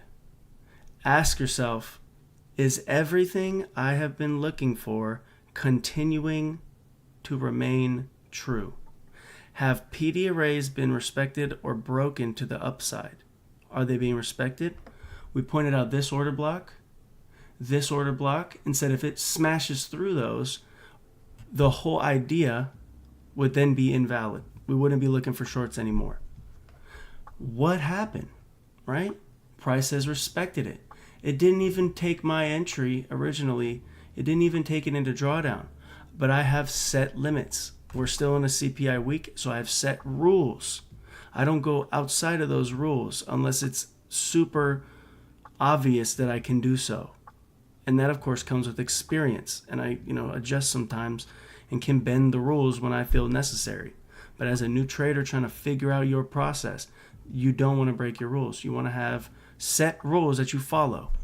Could I have held it and made double or made 5 extra points? Of course. But is that worth me jeopardizing the integrity of my disciplines that I promote to people, that I promote to myself? Right?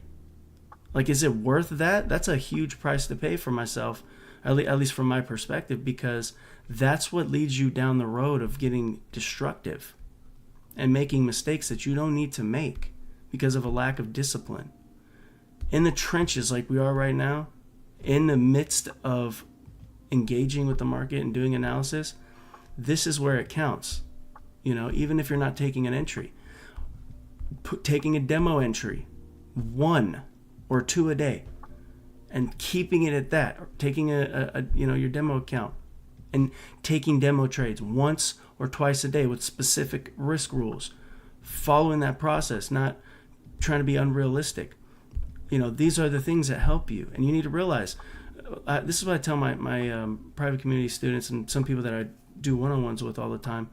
This is something I tell them is, you want to attach your discipline, the ability to follow your rules, and like your respect in that aspect of things. You want to attach something you care about to your ability to stay disciplined and follow those rules. Because if you break your rules and you can't be disciplined, and you can't accept when the market gives you money, you have to get 1,000 freaking points and pips and become rich tomorrow. If you have to do that, remember, that is going to be your demise. Like, that's why many people fail. You don't go to work, make your way. Maybe you're upset with how much you get paid at work, but you don't go to work, get off of work, and then just throw a fit every single day that you go to work because you're not getting paid enough. Maybe, right? It's kind of, that it definitely is on people's minds, but you don't totally get destructive because of it. Like, you deal with it. It's the hand you've been dealt, and you deal with it on your way to getting more. So why can't you be like that in trading? Get what's given to you, slowly build your way up to those large numbers. The large numbers in an account, right? Like a larger profit that you can make, that doesn't come from you just, risking a ton of money, like having high risk. It comes from you building up your account so it's large enough so the small amount can be an adequate amount of money. And it just takes time. If you don't have money, you have to build, the skill set and give yourself some time. It's better to be going slow and steady, building up the skill sets that are needed for longevity so you can actually maintain when you get to that point in your career, versus trying to rush yourself to get to, like a $500K funded account or whatever, or a $500,000 account or a $100,000 account. It's better to slowly work your way up there while building your skill set along the way, so that when you get there, you're a professional, versus flying to the goal right away and then not being able to manage it, and then totally self-destructing because you weren't prepared. You didn't have enough experience on the way there. That's why the journey is so important. Because if you don't go through the battles that you have to go through as a trader, if you don't go through them and get yourself over those humps, it's you can't manage when you do get to the goal you're trying to achieve. It's not just about having the money and even having the technical skill set. You have to have mental skill sets as well along the way. Self-control, you got to be organized. You got to make sure that your risk management is under control, and you have to have situational awareness that comes with experience. You have to make sure the people that you listen to are telling you the right things that are beneficial to you, versus just trying to, get you to go buy something. Right? It's okay to have services. It's okay to have different things that, if you provide value and you have integrity, right? But you have to actually have something of value, right? You have to have something that you can show that you're worth being listened to, And this industry is filled with people that are not worth being listened to, unfortunately. Beautiful. First partial is hit. Calling it good. Nice, brother. Nice, brother. Look at this wonderful entry. Mind you, you go back to the other live calls, you'll see it's been the last. Well, I can't remember if I made a call yesterday about an idea. I don't think so. We were just talking about CPI, but I don't know. But I know that the first one I called two in a row on S&P and the Nasdaq, and they both hit beautifully. This right here is even more pretty, right? Oh, it's kind of the same. The one from the other day was beautiful Nasdaq, and S&P just basically fell out of bed. And I also showed proof of execution on that as well, in a live account, right? AMP Live, that was actually on my funded Top Step account, but nonetheless. This was beautiful, right? And think about this too.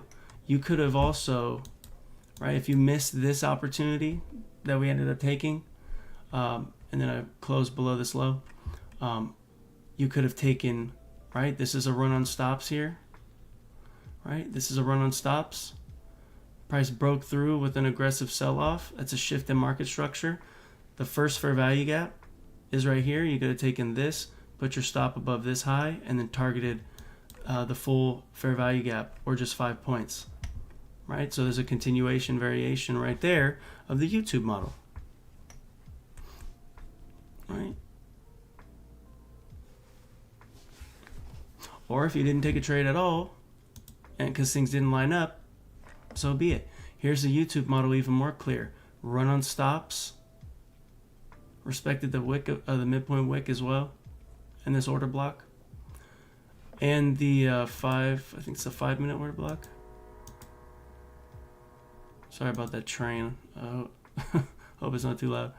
But yeah, it came back to the 5 minute order block, or 8 minute order block, sorry, and returned back to a fair value gap, I think on the,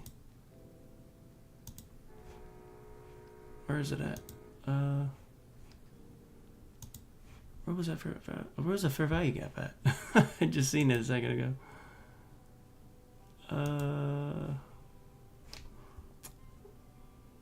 Was there a fair value gap?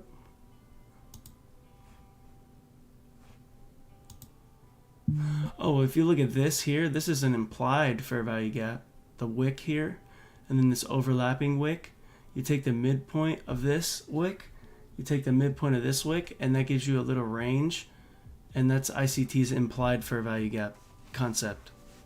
He spoke about that last year in 2023 videos.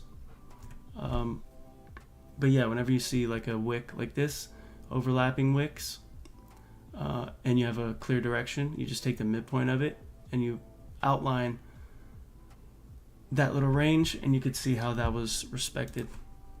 Right? Take like this eyeball at the midpoint there to the midpoint there. You could see how that was basically like an invisible fair value gap.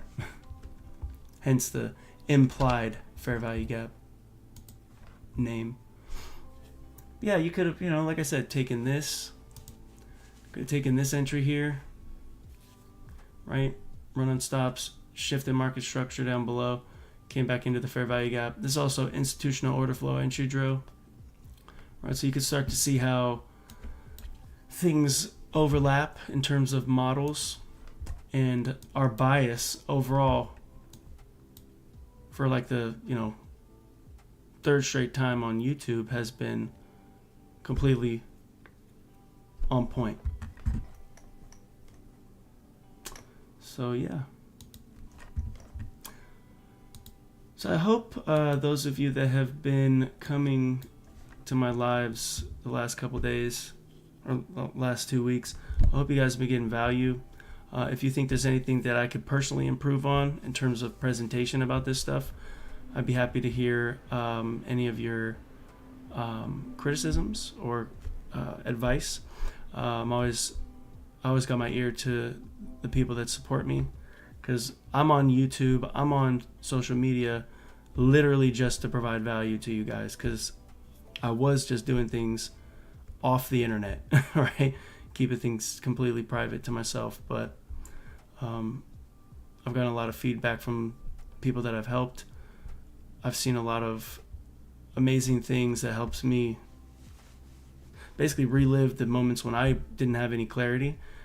And then as I approached clarity, the feeling that I was getting, I've been able to see that in other people, and it's really fulfilling. So I'm on social media, right?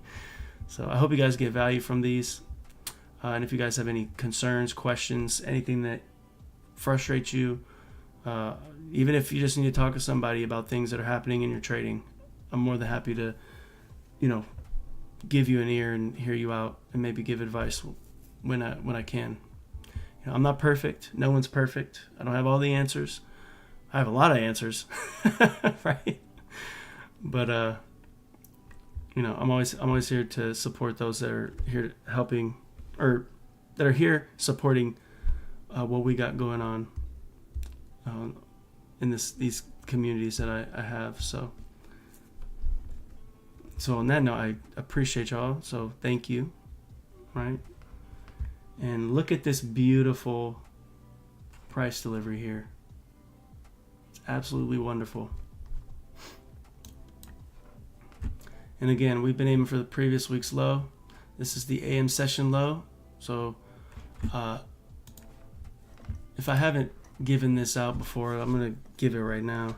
I know it's in my private community, but for those of you that are here and stuck with me, I think I have mentioned it, but I'll just mention it again here in an even more obvious capacity.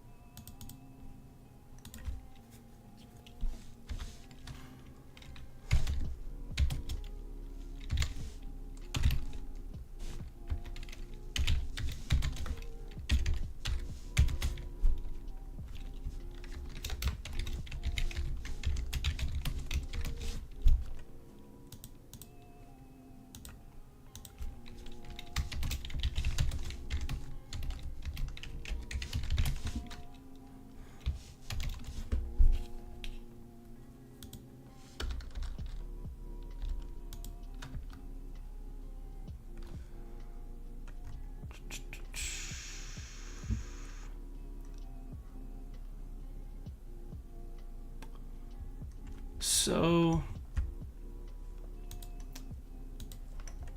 a lot of times new students are having issues navigating liquidity. They have issues in many cases trying to figure out what to target aside from 5 points. Like if you're trying to grow and do more than just 5 points, which is totally useful, like you can just give 5 points and be solid and have a career. But if you want to be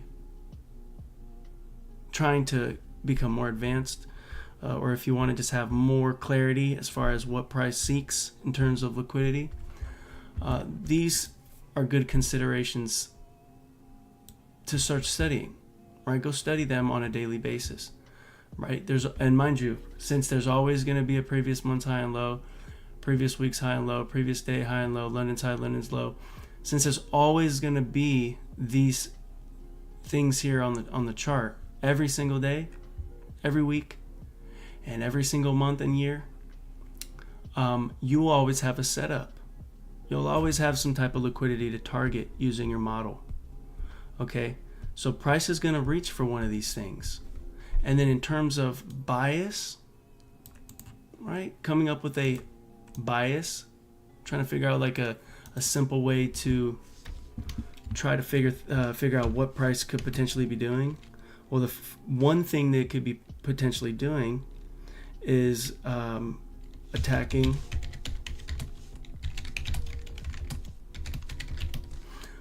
some form of a higher low. What higher low specifically? Well, here's a list of common everyday pretty much applied liquidity pools and highs and lows, right? So when you look at the daily chart or weekly chart, you want to ask yourself, is it attacking some form of a higher low, right? Is it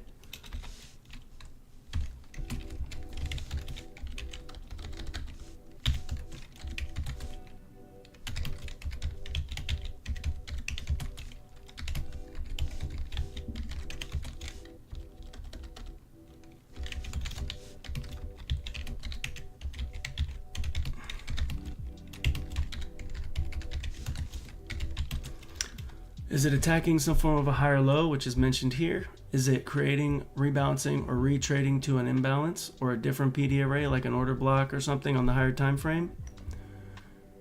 Right? Or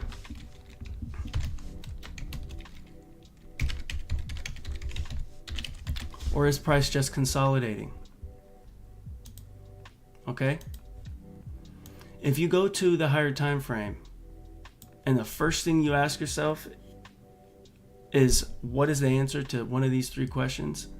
Is it doing one of these three things? Which one of these three things is it doing currently on the daily chart? Right? Is it because once you figure out or have an assumption of what it's potentially doing between these three modes of delivery, I guess you could call them, then you can break it down even further and figure out exactly what high and low or liquidity pool are we reaching into or trying to reach for. Right? So you can start piecing things together so it's not just random highs and lows. And mind you, you see this simplistic list right here. I'm telling you, some of the most powerful things you're going to learn in trading are very simplistic in nature. Like this here seems pretty self-explanatory, does it not? If you go back and you observe, for example, what London's high and low is used for on a daily basis, go back to the last 50, 60 days and go look at how the London's high and London's low was utilized as liquidity, and how many times from that liquidity does price then turn around and attack, for example, a previous day's high or low. That scenario, that use of liquidity, that's situational delivery, is one of my favorite plays in my playbook. Attacking London's high to offset specific positions to then offload away from that London's high, or vice versa. Take out London's low to then rally higher to attack some form of buy side. You think about it, and that's like power 3 as well is merged in with that. That's another thing you can ask. Like a fourth question, in terms of power 3, right? What's happening, right? Did it drop lower to potentially look to reach for some form of a high or a premium array, right? Or vice versa, right? You ask yourself these simplistic questions and go in the chart and just study past things, right? Study what's happened in the past, like today, for example, right? So screenshot this if you haven't, if you get some use out of it, right? If you think it's useful, screenshot it, write it down, and then go study. Excuse me. Take this and go study what it is, like what happens with these areas and how often things get utilized. Because it's very, very, very, very simplistic. I promise you, there's complexities and different levels you can take things, but I promise you that what you're trying to achieve is less complicated than you try to make it, especially as a new trader. We think that things are rocket science. We think that, losing determines that we don't know what the hell's going on. There's just a bunch of mindset things that need to change. But the more simple you can be in your approach, the better. What we did today was very simple. I came to a determination of what I thought price was going to do off of simple things, off of what other markets are doing, where price has been, understanding power 3, understanding the validation invalidation principles that we discussed, which is just 3 PD arrays being broken or not. The higher time frame, seeing S&T, the intermarket relationships, right? There's a decent list of things you got to layer on top of things, but mind you, over time, things become a whole lot easier and more simple to digest. But again, take this little list here and go study each of these liquidity pools. Spend one day and observe previous month's highs and what happens when price sweeps out previous month's highs. What happens after?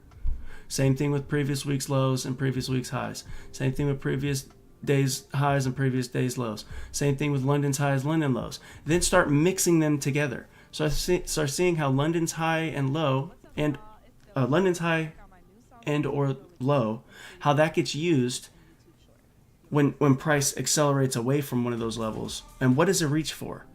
Does it reach for some form of a PD array? Does it reach for some form of a higher low? Maybe a previous day's high or previous day's low, right? And this will start showing you, like, building context, and it starts helping you dig deeper in that portion of things. Building context, right?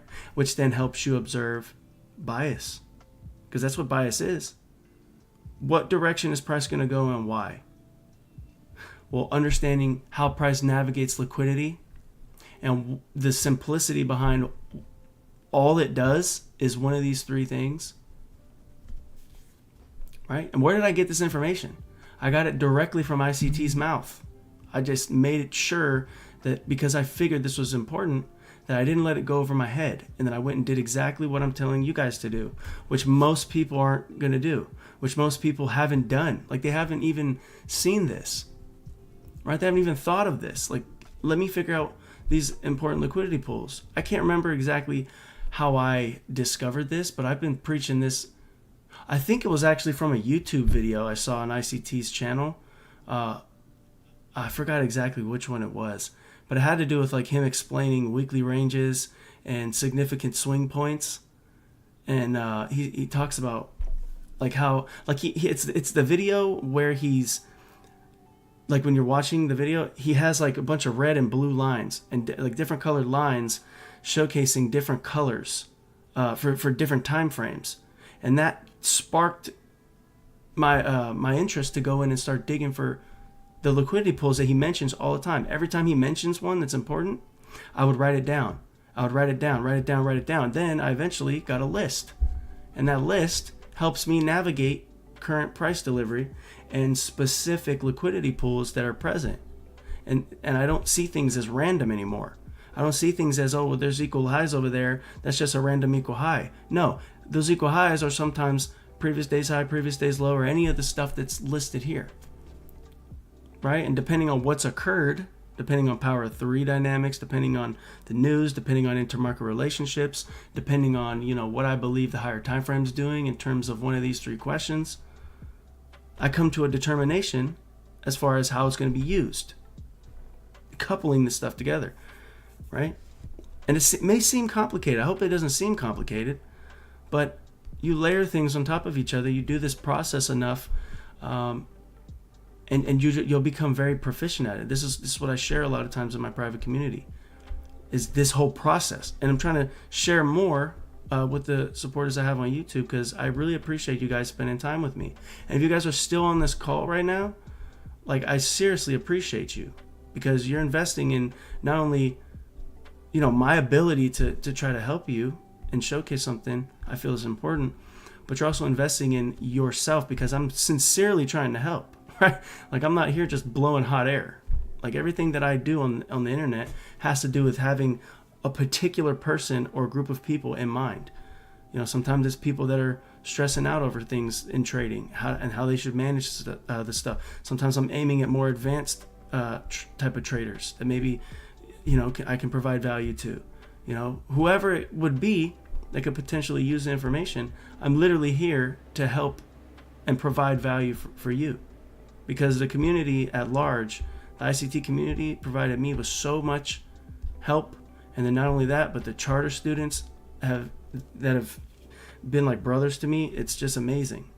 I truly appreciate it. So the least I can do is give back. And then the gift we've been given by ICT, the least we can do as ICT traders is showcase our ability to do this so it can help others, but also start moving people away from this stigma about the markets and how they're random and all just the nonsense and people getting victimized by them. We can kind of combat that if we just put our foot in the game or throw our hat in the game, and spend time with each other and go back and forth, bounce ideas, watch what each other's doing, just give value and pour into each other, right? So I appreciate you guys for being on. I hope this made sense here. Right? Because this is one of those simplistic things that's an extremely powerful study to go and do. And get like a whole portfolio of previous month's highs and lows and what happened when it swept those highs and lows. Where did it come from when it was on its way to reach that previous month's high and low? And then you do the same thing for the previous week's high and low, previous day's high and low. Then you study what London's high and low did and what it attacked after it took out that London's high or London's low. Where's the open price related to that London's high and low? Where's the open price? How was it used in the context of Power 3? Right? Friday's high and low, something I didn't mention. Friday's high and low is generally used significantly on Mondays and Sundays and Mondays.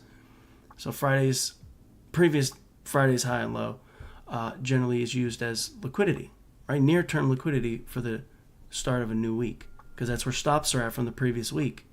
So if smart money wants to attack or position themselves with an opposing, with opposition, they're going to want to attack previous liquidity.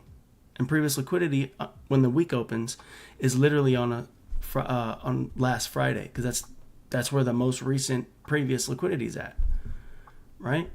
So that's a hugely critical component as well for this specific aspect. Then the last 3 days highs and lows, that kind of just goes back to the previous days highs and lows. But the last three specifically are important, and that's also taught from something I picked up from ICT as well. Right? Of course, the regular trading hours gaps, they're very useful because they act as magnets a lot of times. Then there's also, they also help you with gauging strength or weakness, right? Like if it can't reach the midpoint of a regular trading hours gap, then, generally, regardless of which side it's going, like if it's bullish, if it comes back, can't reach the midpoint, then it's strong. If it's bearish and it tries to retrace going higher and can't reach the midpoint of the regular trading hours gap, then that's signifying weakness, especially if you can couple like what we did today with the SMT at the highs, right? Just signals weakness. And then if you can march on with the DXY, I mean, you can see how the DXY is also just raged higher as we assumed it would from that fair value gap. Absolutely perfect. And remember what I said, if this midpoint of this order block breaks, right, it's going to be confirmed that we're going to go higher. What happened? Price confirmed that it's going to go higher. Now what? Now we have this order block here. So if price comes down, we don't want to see this order block break to the downside if we're going to continue to go higher. Ideally, right? So that's how you adjust specific things as price moves. But yeah, things have played out exactly as described. And this is what high is this from the list that I just mentioned? Right? What high is that? That's from Wednesday, right? That's the high of the day, Wednesday. So what did price do? It came down, swept out the previous day's low. Okay? Or not the previous day's low. I think that was probably London's low. Right, see this blue box here? Just like I just described scenario-wise. Price dug through the London's low, which is this blue box, swept out the London's low, got below the daily open price, and then rallied up to target what? The previous day's high. Right? So you can see how that pairs up. Like what we just talked about right here, it also it used the context of the fair value gap. So we manipulated lower in a market I assumed was going to be bullish, which I've been preaching and saying for freaking weeks at this point, and haven't changed. So price manipulated lower below the open price, reached into a fair value gap we outlined well ahead of time. We said exactly what we wanted to see from that fair value gap. We wanted to see fast, quick reaction. Did that happen? Absolutely. So once we paired sell side in terms of London's low, they took out London's low from traders yesterday under the 9 o'clock time, then rallied up, attacking previous day's high. And this is also, I think, London's high as well. Right, all through this until we get to the AM session, it's still London. So here's a London's low, here's a London's high, and previous day's high. Right, kind of in the same vicinity as the London's high. If this London's high wasn't here, that would have been the previous day's high that got attacked. So again, like I said, you can pair these liquidity pools that I just gave you in terms of further context.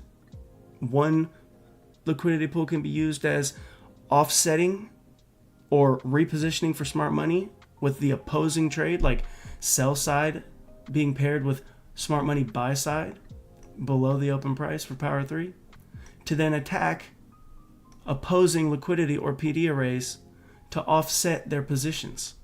So if they bought here, they need to unload their positions above buy side liquidity. So that's basically them booking price. This is how price books. It goes from sell side, pairs sell side with smart money buy side, and then runs to buy side, and then offloads at buy side liquidity, where willing buy stops are at. Right? From sell side to buy side. They entered here where losers that were trying to sell are at. Then when price gets up to a premium into a buy side liquidity pool, that's where they're able to offload their positions. And also we were at a fair value gap that positioned for the low, which again, we outlined every single thing that we've outlined today and the last session and the session before that has all come to fruition. 3 in a row, right? And since I've been doing things on YouTube, the entries have been perfect. They haven't been home runs, although they could have been twice, today and the first day, which had 2 amazing drops that fell out of bed on NASDAQ and the S&P. But that doesn't matter. What matters is, are we profitable or not? Are we making money or not? Right? It doesn't matter how large the move was. It matters, are we consistent in our process? And did we make enough money to be satisfied? And minimal entry or minimal target is anywhere from 5 to 10 points. If you can bag that, anything else is extra. Okay? And learning how to navigate things the way I'm describing in more of an advanced internalized level, with experience of watching price and seeing what it does, things get a lot easier to hold. And of course, like I said earlier, when we were looking at the idea here, trying to discuss how we can trust the move, understanding the PD arrays and asking yourself the right questions. Is price still respecting the PD arrays and the influence in price delivery? Is it going lower how I want it to? Is it still respecting the PD arrays that are above us? Are swing highs still being respected? Right? Is everything intermarket relationships still confirming us going in our intended direction, which in this case was lower? If you answer yes to all those questions, there's no reason to be panicking about a stop loss that you're paying to do its job. Just think about it. That's why we have a stop loss. Because we know for a fact, whether we want to believe it or not, that there is a risk for us to lose. You know?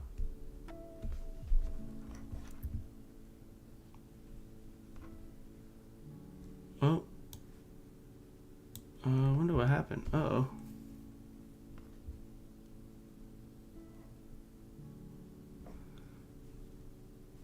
I hope the quality is not suffering right now. It's saying something. Can you guys leave me a comment and let me know if the quality is still okay?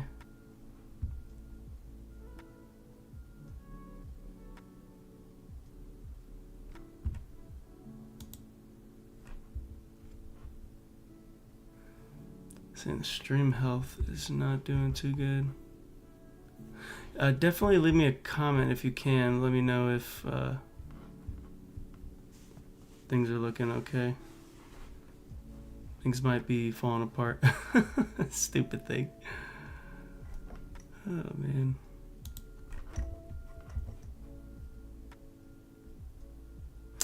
But yeah, guys, I think I'm gonna actually just let this come to a close, because now looks like we might be experiencing some issues. So yeah, oh, quality is sharp. Oh, what the hell? Why is it telling me nonsense? Stupid thing. Oh, quality isn't sharp. Okay, yeah, we'll just hopefully it just started happening because I just got the warning. But yeah, I guess we'll just bring this to a close. I appreciate you guys sincerely for spending some time with me. We will be back tomorrow, if possible. I'll let you guys know whether we do have one tomorrow or not. Generally, we will have 2 live sessions a week, and generally those will be on Tuesday and Thursdays, just in case Tuesday gives us a nice expansion given the weekly range characteristics, and then Thursdays, like today, which generally present us with these reversal scenarios, or manipulation type like TGIF style things. So yeah, with that being said, I hope y'all got value. If you haven't subscribed to the channel, definitely do that. If you have any concerns, let me know, and I will see y'all in the next one.